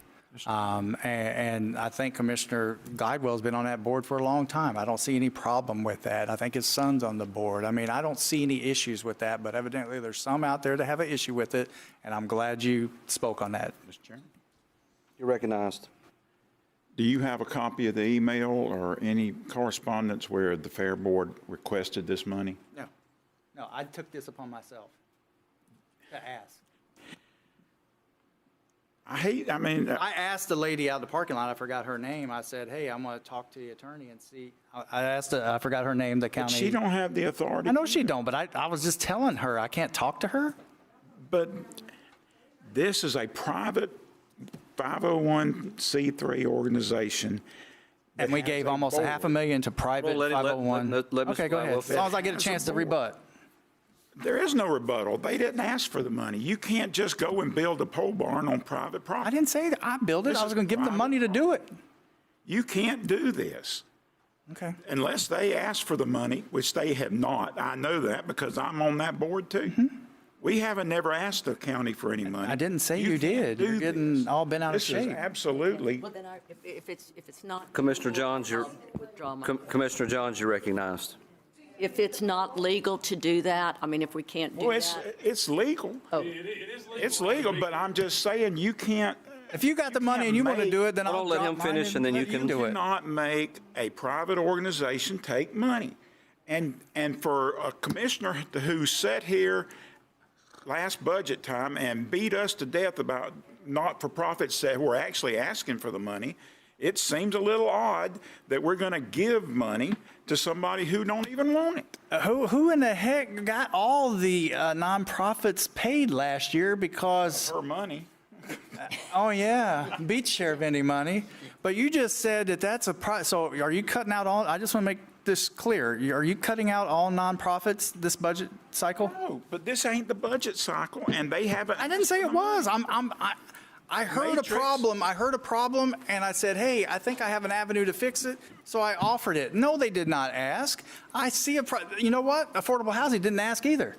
But you can't give money. I can't away that help. hasn't been Hold on, let, I can't help. I get it. have you finished your thought? Go right ahead. Looks No, like it's are- another are you- down. are you done? Yeah, go do whatever you want. We got a motion in a second, don't we? Nope. Yep, Donna did. She withdrew it. Well, so I guess public ain't gonna speak again. Is there any I'll action? wait for her to come back and clarify that very specific. Let's give her a moment, Mr. Chair. She withdrew it. She withdrew it. They say she withdrew it. Whatever. Let's give Ms. Johns a second to We're come waiting for back. Ms. She's on a Johns. phone call. She also expressed that she wanted to withdraw it, but there's some confusion over it, so let's just give her a few minutes. Exactly. That's not what we're doing here, and we all know it. What are we doing? You need a poll warrant at the fair? That's not the, Ms. Leitner, please, you'll have an opportunity at public comment, but I don't want to turn this into a, Did you withdraw? Let's clarify for Commissioner Johns. Did you withdraw the motion on the floor? Because I thought it was illegal, but if it's not illegal. It is not illegal. And I can do it, then I will leave my motion. So the motion stands. Does your second stand, Commissioner Curry, for the clerk? Yes, it does. All right, there you go, Mr. Chair. That's where we are. all right, so we have a motion and a second. Is there any discussion, any additional questions here? All right, do we have public comment?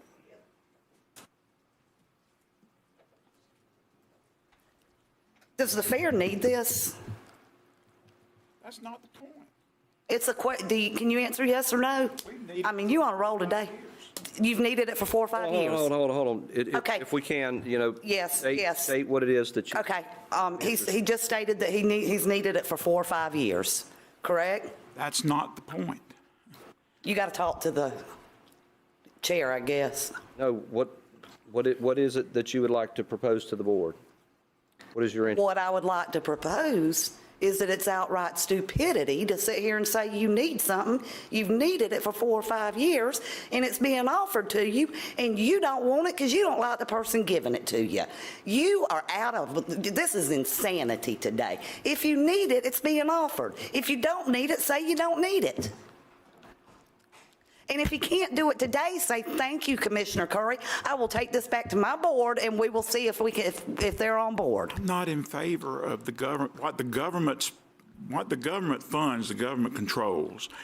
And we have got 101 years of Well, you see, the problem with that is, you aren't the fair board. You have a whole fair board. You can't speak here for... The fair board hasn't said anything. But you can take it back to the fair board. Well, we'll You talk can't about sit it. here and say, we're not going to do it, because you are not the fair board. I didn't say I was. And you can't... That you can't do this without... You're the one that opened the door. You're the one that decided to speak. Hold on. You decided to speak as a fair board member. Leitner. You opened that door, and I'm walking through. You can't do that. Why can't I? Because you aren't the fair board. You haven't taken it to the fair board any more than he has. I didn't say I was, but the fair board hasn't asked Look, for I've this made my money. point. This is ignorance. You aren't being a very smart man today.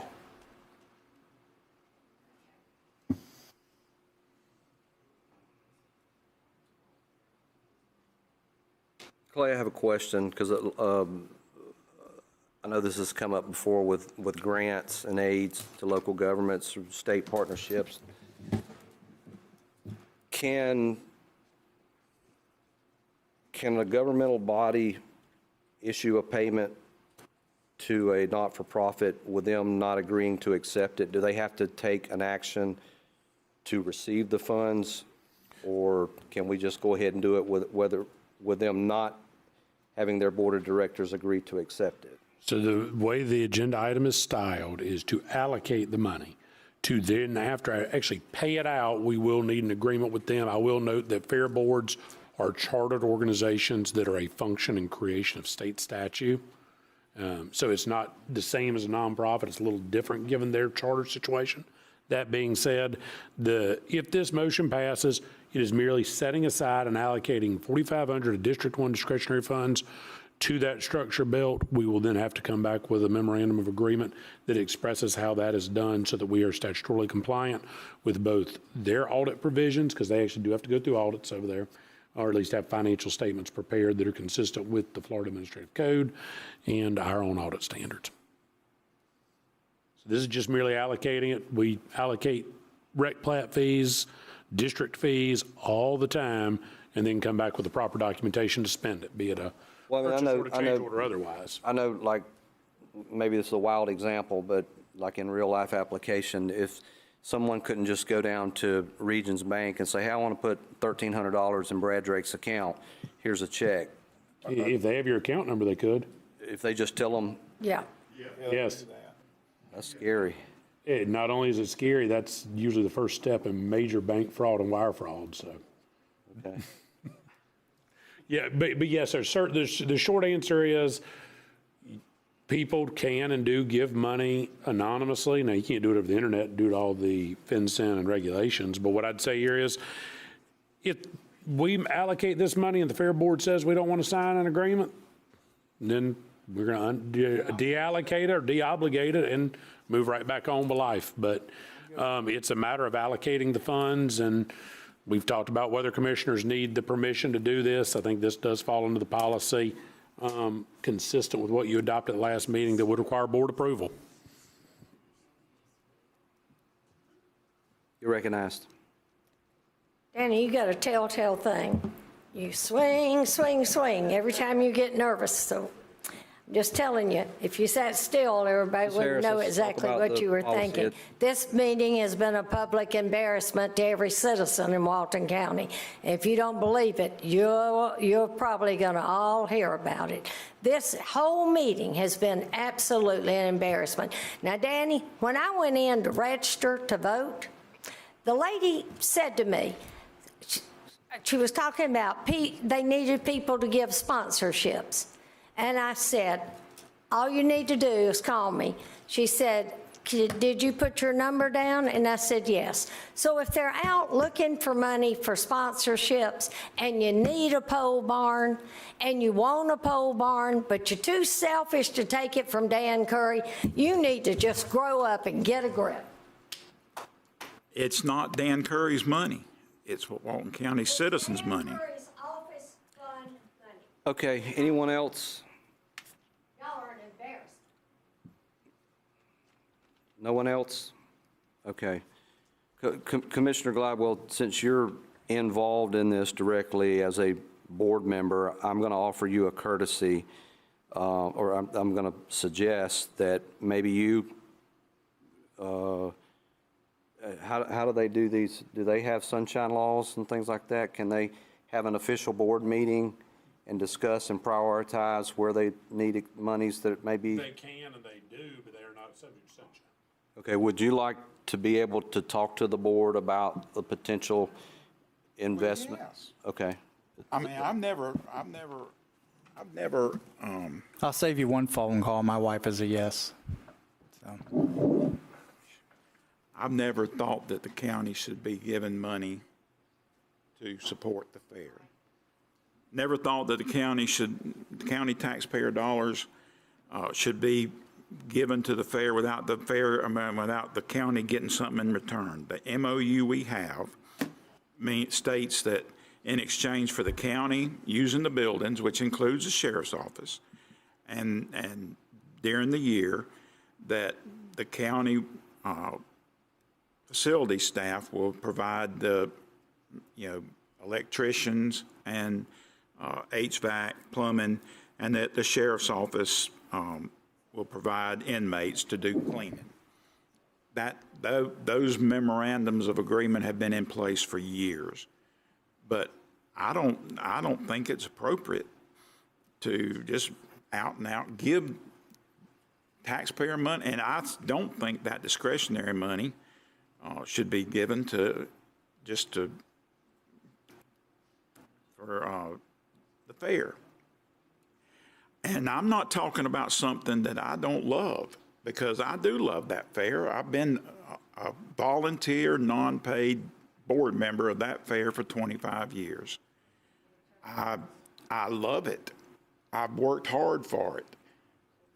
But I don't, we've also, I mean, what the county funds, the county controls. And that's just the way it is. And I'm not in favor of that. So do we control neutering cats? Yeah, we do. How do we do that? Mr. Curry, we're off topic, please. Well, he brought up nonprofits. All right, He doesn't so believe. I'm giving you an opportunity to, would you like to take this and discuss it with the board? Yes. Okay, all right. That's, in my mind, that's fair. You're welcome. Yeah, we hadn't adjourned the meeting, so you're certainly welcome to opine. I just want to, so we just talked about the 501(c)(3), we just talked about donations for tractors. What's the difference between the donations for the tractors as a, coming from the county and $4,500? Is there a difference? The motion was to buy the tractors. The county buy them. Right. That's not a donation, that's a purchase, but. You're right. My agenda item, the original motion was, you are correct, but he switched and changed it. You know, I have this saying, I don't know where it came from, maybe my grandmother. If it's free, it's for me. So I've never been to the fair. I hope to go to the fair before I leave here. What was that again? If it's free, it's for me. Bingo. I agree with you. So Mr. Curry's offering $4,500 of his discretionary, and discretionary, you know, we can pull out Webster's dictionary and get the definition of discretionary. It seems like it's his discretion. I'm sorry, apologize for that. His discretion on where that money goes. He saw a need. He's just trying to be a good citizen and fill a need. That's with your money. You do it every year at budget. Stop. But he's still going to spend the money. The money's still going to be spent. I mean, we've given money to certain officials in this county, and we've never gotten it back.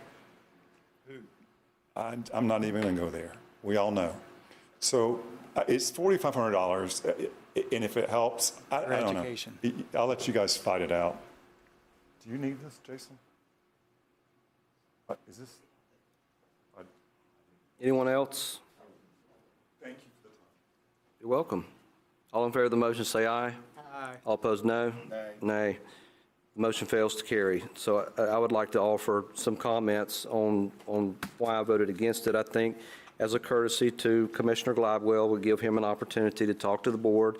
They may, you know, if they have a discussion amongst themselves on how to utilize $4,500 or whatever the monetary, whatever may be considered, maybe they prioritize it on a different project, maybe they use it for this project, whatever, but it would give a fair opportunity to the board to review this, and so, you know, we can bring this back up at another time. Someone else would have to get that money because it'd be 6 months before I could do it again, just to put that on the record.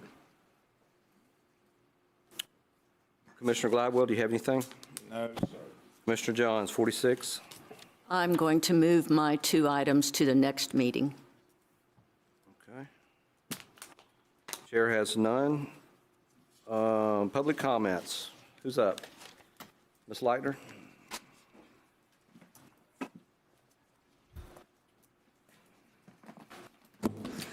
Well, I was going to use this 3 minutes to try to talk about the FFA agriculture stuff, but there's been so much stupidity floating around today. Who knows where to start? I have tried, and I hope you all have seen. I have really tried to be more kind, to be more diplomatic, but y'all just make it impossible. We wasted God knows how much time arguing about marking our county vehicles like we're doing some sort of covert sidewalk police work or something. How much time did we waste on the common sense version of not throwing dirt in the road, making them be safe when they're building homes? Sure, there's going to be extenuating circumstances, but you control it, make them put an orange fence around it, and monitor it. And I can't believe that these things were topics to argue about. The only logical conclusion to me is where they came from. Now, let's move on to District 4 has nothing. I'm disappointed to tears. No, this is my 3 minutes. I'm disappointed to tears. Look at what Miramar Beach has got. You're going to say that to Defuniak, to the north end of this county?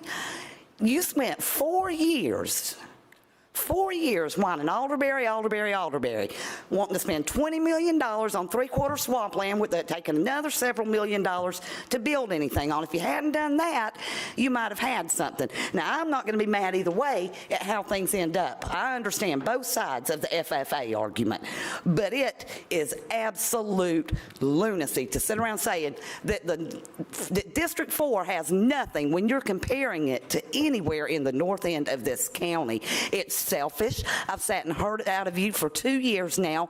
It is gross. I'm over it. I don't care who agrees with me and who doesn't. I don't care where they end up spending the money. I'm just sick of hearing how pitiful and pathetic District 4 is. That is a joke. Well, I would like to make a comment about that. You're recognized. Thank you. District 4 is a very wonderful place. It's a fantastic place, and we have a lot of things that are going on down there. What we do not have, as I've pointed out many times, is one county building. That's it. Now, I know everybody else does, and I think that's wonderful. I think everybody should have a community center and whatever else. I think that we all should have that, and they are all over the county, with the exception.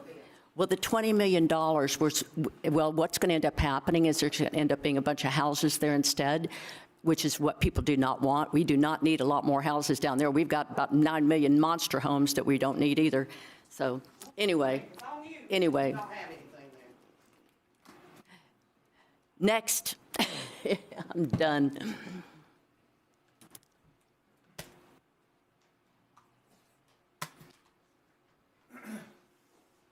So this is public comment in general, right? Yeah. First of all, I just want to say, for all you guys sitting here, I think you guys are doing a great job. Every last one of you guys. I like all the points. You have different opinions, and I think that's great. But I just think you guys are doing a good job because you're not getting positive feedback from everyone, but I really appreciate the work you guys are doing. The other thing I wanted to say, earlier we had the issue about the street lighting. We didn't talk about it now, but I just want to bring up this point. It's nice to have lighting. Excuse me. It's nice to have lighting so people can see or whatever the arguments are there. But I didn't hear anyone talk about a couple other issues that are related to that. First of all, we have Ordinance 2009-3 that it has to do with the wildlife conservation lighting on the beaches. And another issue that we have here in Walton County is actually that a lot of people come to Walton, well, let's not exaggerate, not as many people as come to the beaches, but some people do come to Walton County specifically because it's one of the darkest counties around in the northern part of the Walton County. And if we're going to do lighting, if there's an issue with lighting that we want to do lighting, it'd be great if we can also stay with the idea about how we're doing it on the beaches and making it very wildlife and also even plants. You can see under where there's lighting, when the lighting is too bright, it actually hurts plants like mimosa plants and stuff. And I think that's just something we should also think about. I think it's important to do the lighting. The people want the lighting on the road so they don't, you know, and it should also treat everyone fairly, but just to keep that in mind too, I just wanted to bring that up. So I think that's important. Like I said, state your name for the record? State your name for the record. My name's Peter Zimmer. I actually also... Spell your last name? Zimmer, Z-I-M-M-E-R. Thank you, Peter. Okay. Well, thank you. You actually what? You were going to say something else?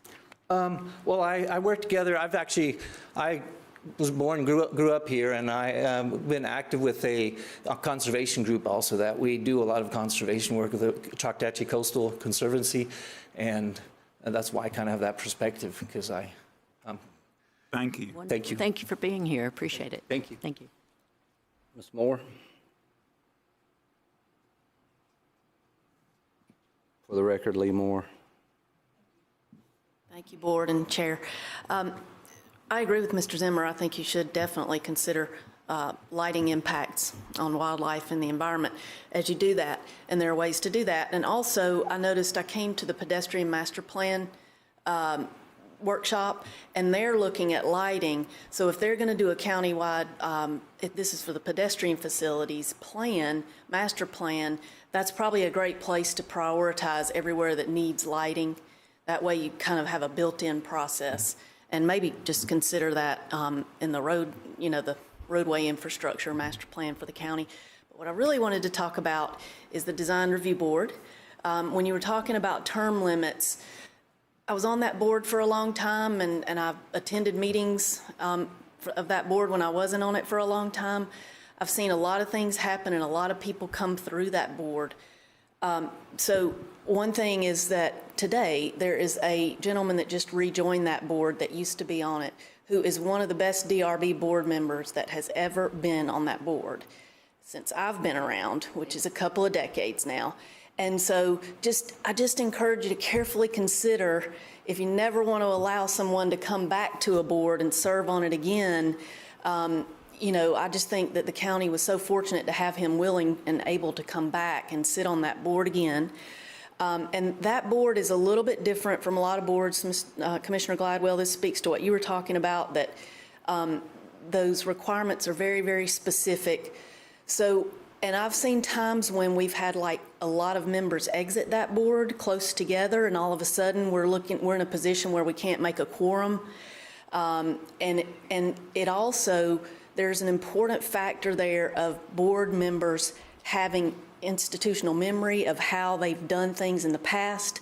They can go back and think about, oh, well, we made this decision on this, this project. How is this similar or different? And if you're constantly turning all of those members, I support term limits in general, and I support getting new blood on boards. But in that particular case, if you're constantly turning those board members, you lose some of that. So one possible solution, I know we shouldn't get up and gripe and not bring a solution that you could consider between now and when you adopt the policy, is that maybe you have the director of planning give them the ability in specific situations to come in and make a case for exceptions to the rules. You would always have the decision making. You can accept that request or not, but if they're in a specific situation with a specific board where they're having trouble getting enough members, they've just had a mass exodus, not mass, but if 2 or 3 members resign close together, that's a difficult situation. Or they don't feel like they have enough experience left on the board if they're pushing people out that are termed out, maybe they can make a case for an exception to the rules. It wouldn't happen often, but when it does, it could be important. Thank you. Thank you, Ms. Moore. Sure, there's a way, there's an avenue to do that. If you had under the circumstances where a seat was vacated, then maybe that would be an avenue or a channel to open it up for re-election or for an appointment. So there's ways to cure that. Ms. Harris, you're recognized. Thank you. Clay, you might want to revise policy 2-4, employee vehicle list. All county vehicles should be equipped with the following: an official county license plate, a county identification number, vehicle registration paper, and a current insurance card. So before y'all vote on things, you might look at your policy to see what your county policy says before y'all just jump the gun and decide these people have to do it and these don't. And just to be clear, Ms. Harris, Commissioner Curry and I did talk about this when this conversation first started. The identification number is not required to be on the external part of the vehicle, and in fact, all of our county vehicles do have identification, but often they are internal, so that we're on a specific asset tag. So that is why I think the question was for outside branding on the vehicle, so to speak, as opposed to where you see the number. But that's fine. That's the distinction in this. That's fine. Anyone else? Mr. Roark? No.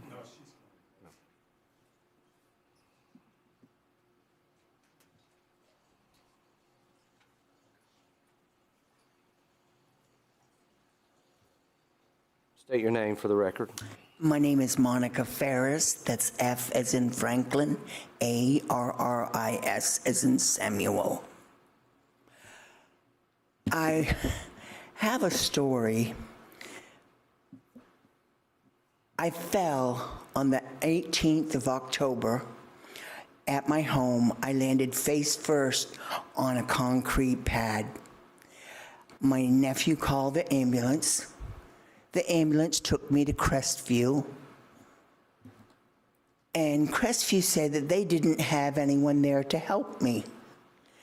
So they sent me to Milton. Milton, I stayed in the hospital there for 3 or 4 days, and they said, we need to order parts. So they sent me to Chautauqua Rehab for a week until the parts came in. And ultimately, what I had done is broken my left shoulder. And they sent me to Chautauqua. Then I went back. Once the parts were in, I went back to Milton, and the doctor did the surgery. I spent another 3 or 4 days in the hospital there, and then went home. My question is we have a capable hospital here in Defuniak. Why was I sent to Crestview to begin with? And then Crestview said, we don't have anyone to help you. They determined that I broke my shoulder. We don't have anyone to help you here. And we have a thing with Milton Hospital. We send patients to them, and they send patients to us. So we're going to send you to Milton. Why in the world would I then go to Milton?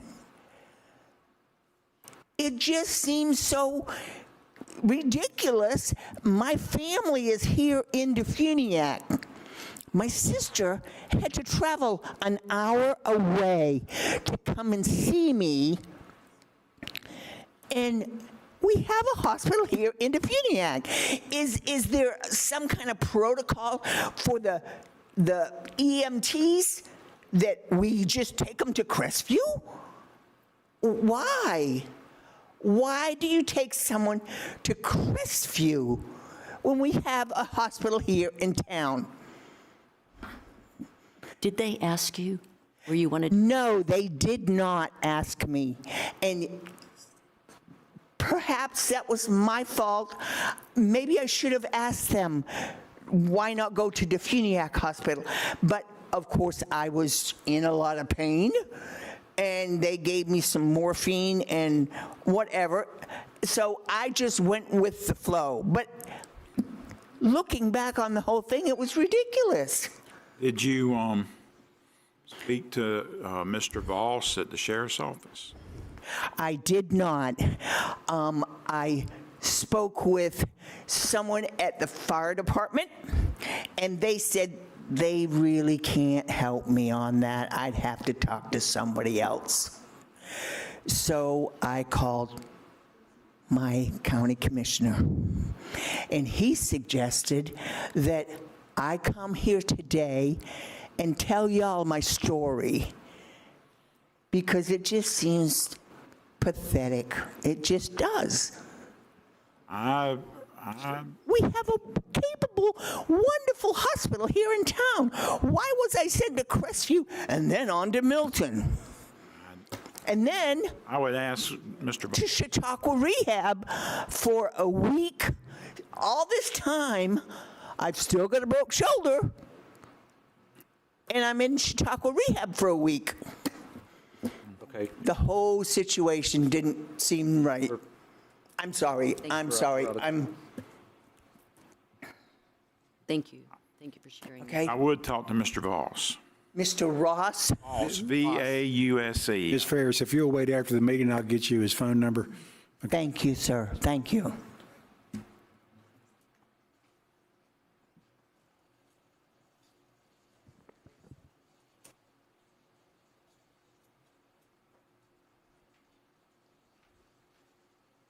Madam Clerk, for the record, John Ward. John Ward, y'all know me, but I represent the hospital. This is Eric Fisher who's with me. He's our COO. Could I request, since there are two of us, that we get more than 3 minutes? Each one gets 3 minutes. Excellent. Well, you know, I wasn't planning on Ms. Ferris being here today, but what I came to talk to y'all about is very pertinent. You know, we actually have a orthopedic shoulder surgeon on staff at our hospital. And the actual EMS policy for transports is closest appropriate facility. If you read the actual policy on file, closest appropriate facility. So in Ms. Ferris's case, if EMS were to follow that, they would have brought her to our hospital, which was the closest appropriate facility, which can do all of the diagnostic work. We would have the emergency medicine doctor there to properly diagnose and then coordinate care with our on-staff orthopedic surgeon who has specialty training in shoulder replacement with the machine that we have there for shoulder replacement. Part of the frustration and the reason I'm here to speak to you today is that we have had multiple meetings with Mr. Voss and EMS to no avail. So I'm just going to share with you guys some of the data. Before the HCA freestanding ED opened in February of this year, Walton County EMS transported 40 to 50 patients per month to our facility. After it opened, that number dropped to 20 per month. While the new freestanding emergency room began receiving over 80 transports the same month.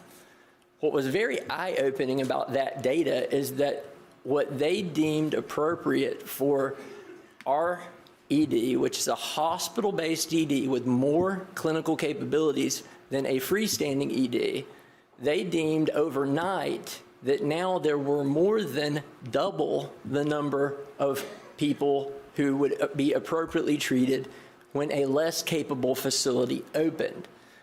There's no demographic explanation for that. February of 2026, the population of Walton County did not double. There was no mass casualty event. What changed is the opening of one facility with fewer capabilities. Now, we track what happens to patients when they come to our hospital, and in the 3 months prior to the freestanding ED opening, 92% of the patients that EMS brought to our facility received complete care from front to end at our facility and was discharged. Every single patient that goes to a freestanding ED goes 30 miles to Niceville for the rest of their care. None of them who need hospital-based care are cared for here in Walton County.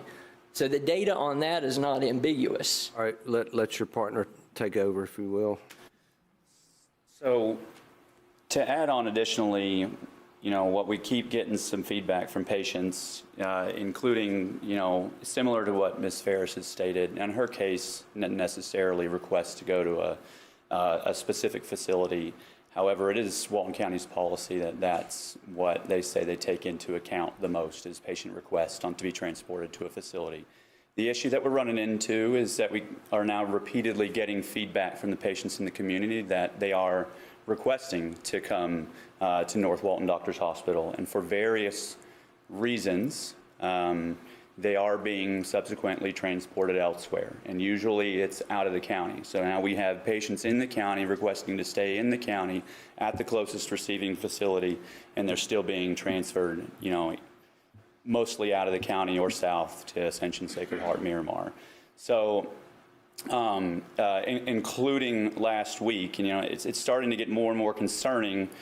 We have a staff member of a physician on our med staff explicitly requested to come to North Walton Doctors Hospital on the scene before transport, and was told that we lacked the capabilities, which is false, and that they wound up you know, transporting south even further. So not only, I mean, they had to drive past one ER, then a full service hospital, and then continued to go down to Ascension, Sacred Heart, Miramar.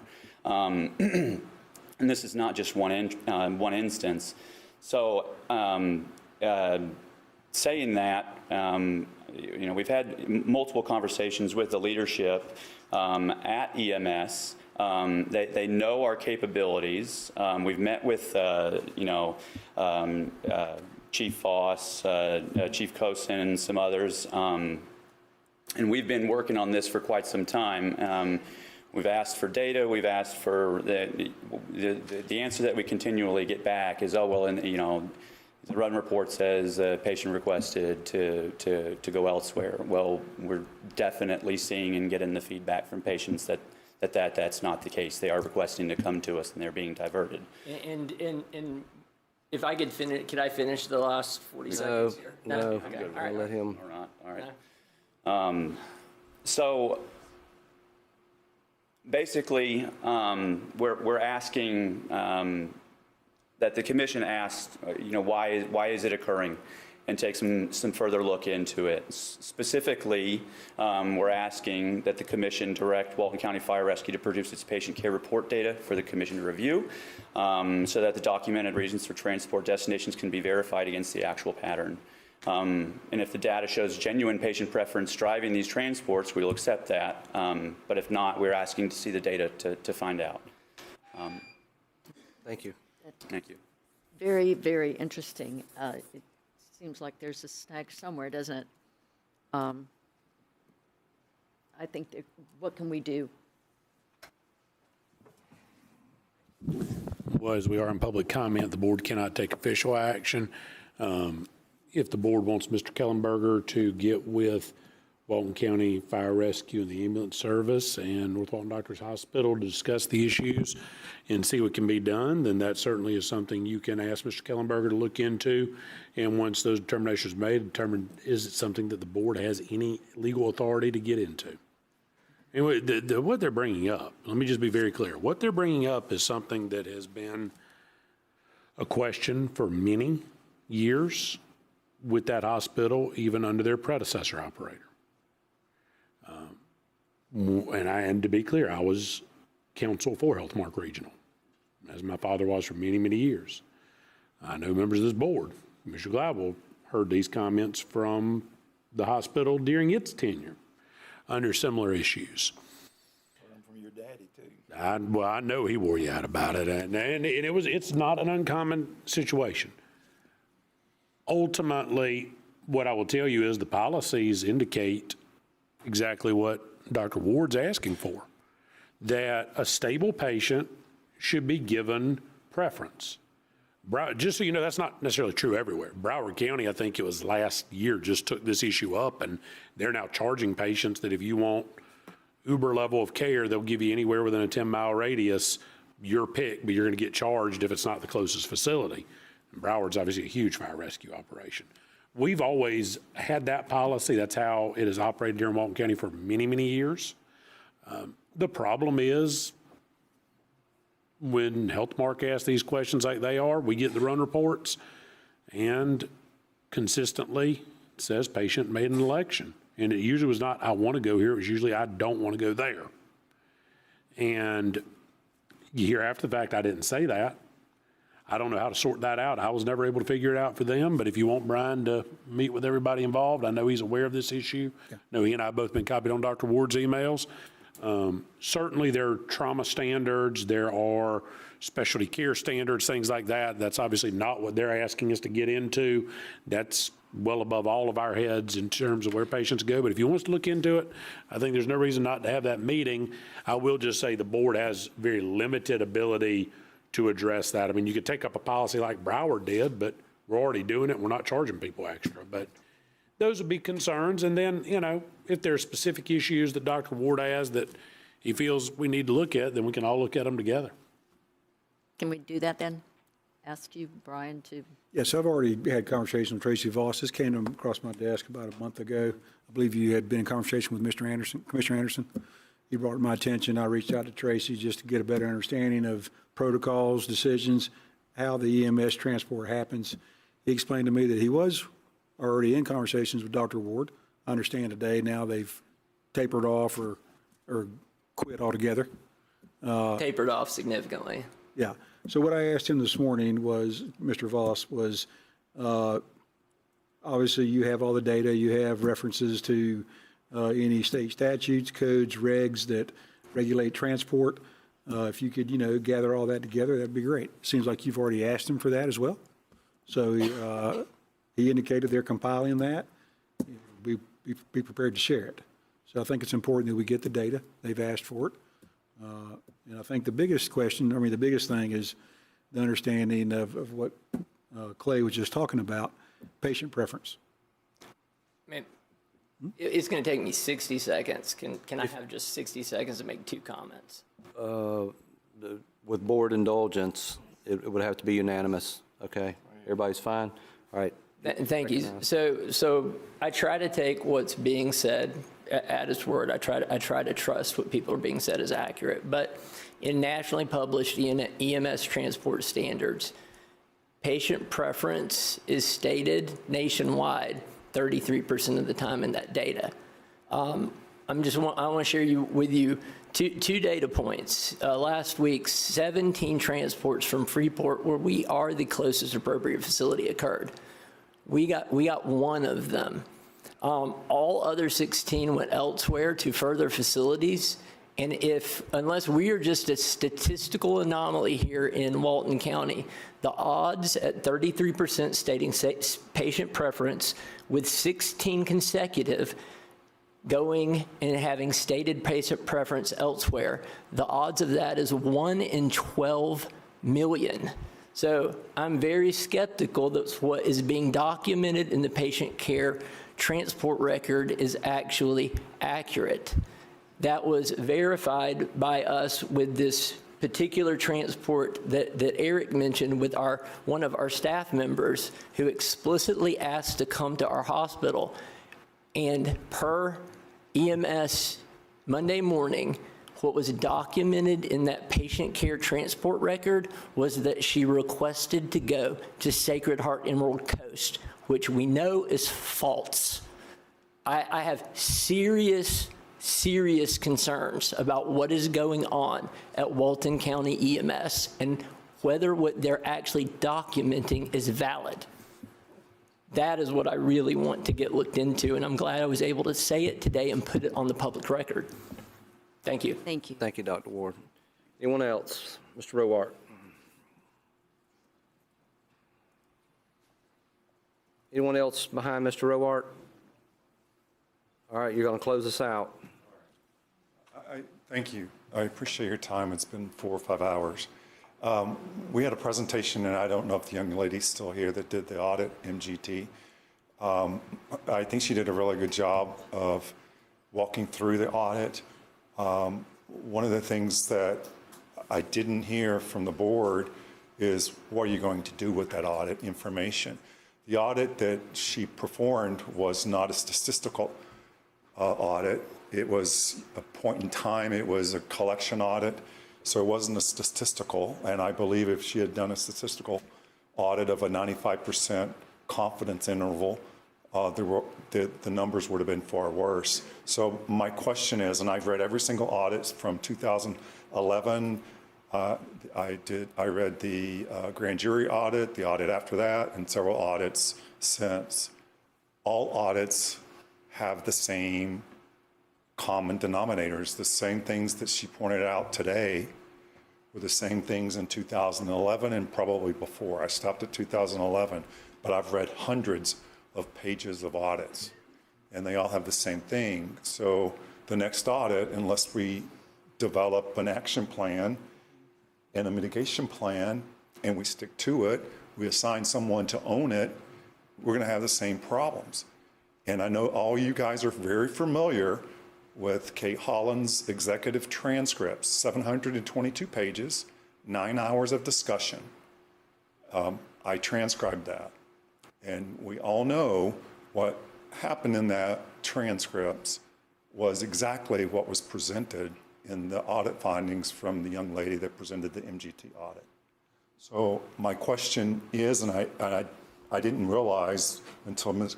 Attorney Atkinson said you can't take action, but I simply request that it's added as an agenda item, or maybe it's a staff to Mr. Kellenberger to come up with an action plan that's managed and reported on in every single meeting until all those items are clear. As an example, the system of record is a liability to not only you, but to me and everyone else that pays taxes. Because that system of record is not a true reflection of the work that's being done in planning, and it's on record, on video from the last TRC meeting. That's it. But I appreciate everything. I would not want your jobs. Thank you for what you do. So, Mr. Rourke, I appreciate your presentation, and now I regret not asking that particular question because I had it on the tip of my tongue, but I was like, at some point, we're going to have that discussion, whether it was in public or private. So I think there's an expectation that we paid for that audit.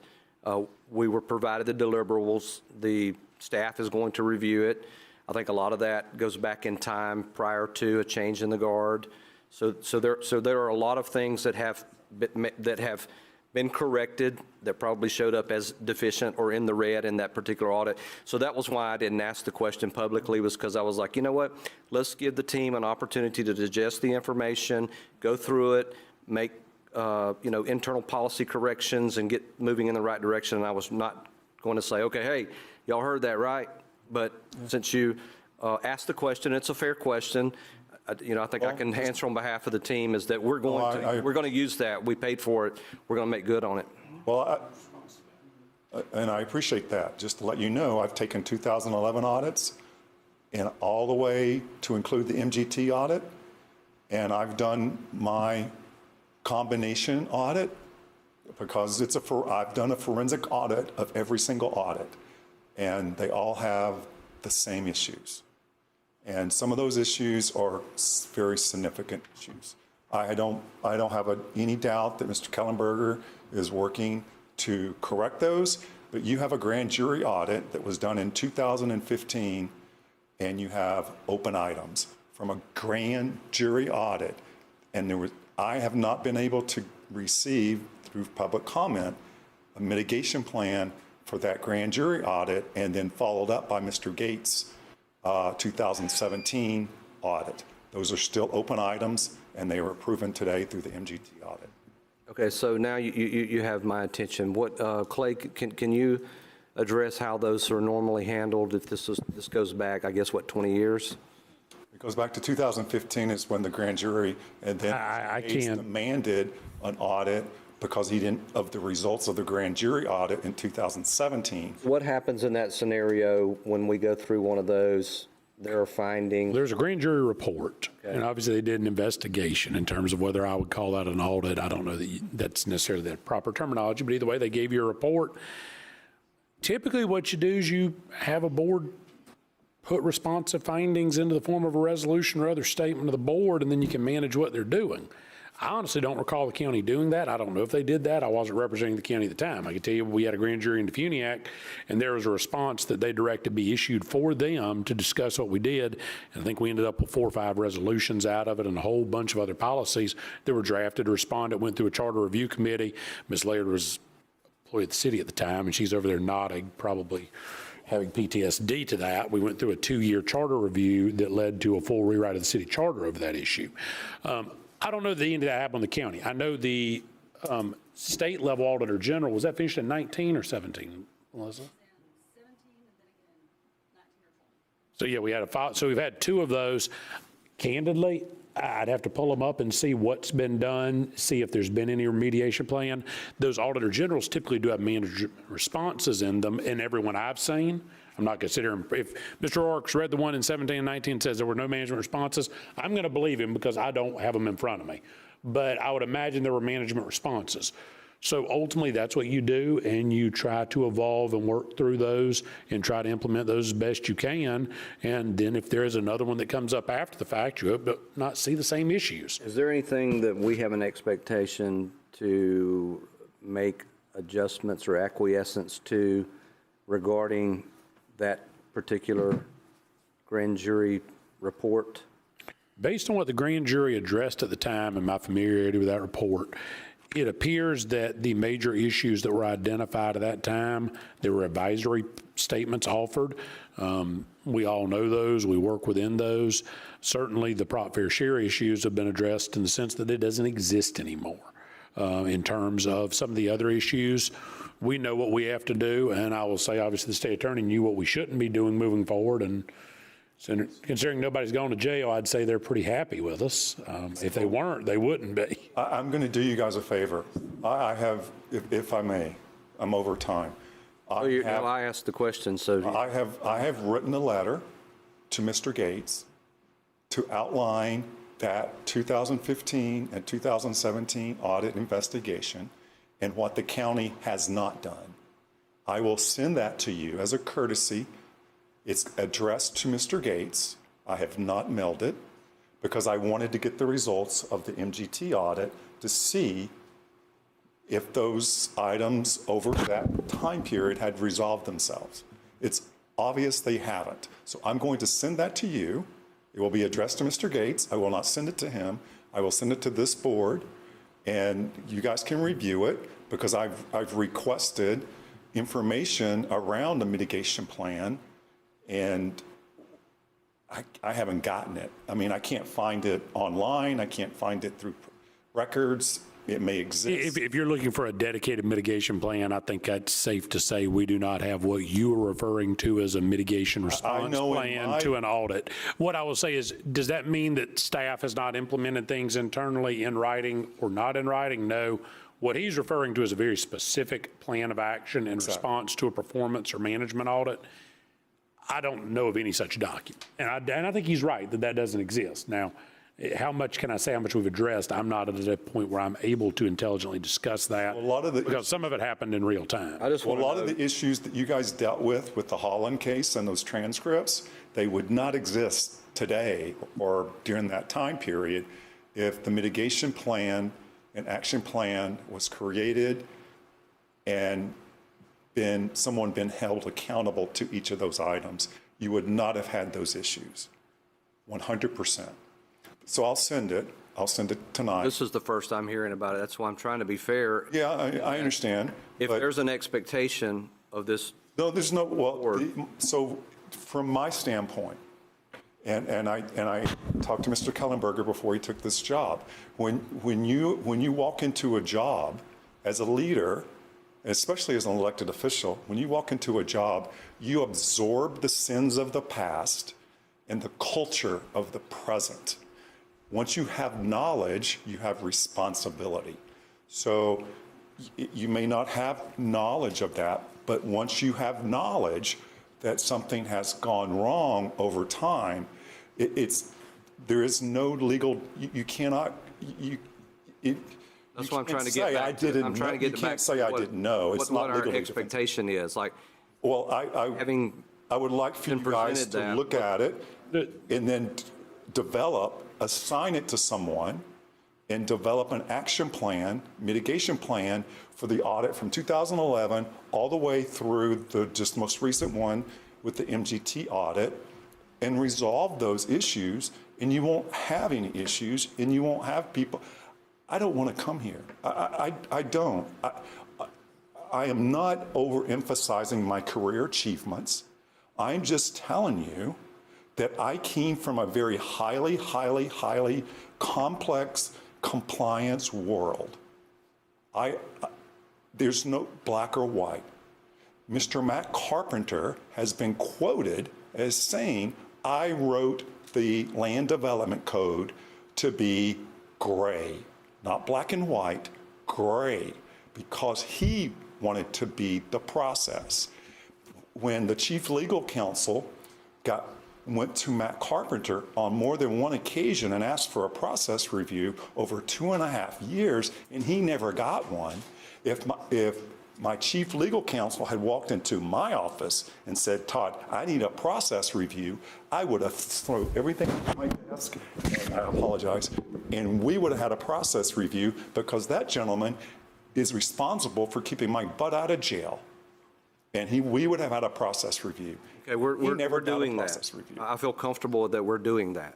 And I think Mr. Kellenberger is doing a lot, but you've got to go back in time now to 2011. We've got our report that we paid the auditor for. But that We have report is not a statistical.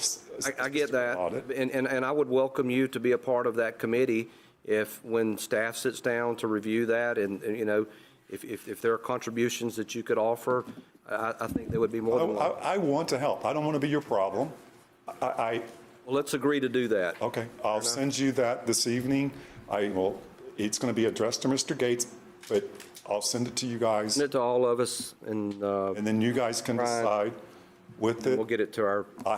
It's been ready for a month. I was just waiting for the MGT audit to see if everything had been cleared up, and then I would have said, oh, that was a waste of time. So anyway, we're good. Thank you very much. I appreciate your time. Yes, sir. Anyone else? Commissioner Gladwell moves we adjourn. Show that done without objection.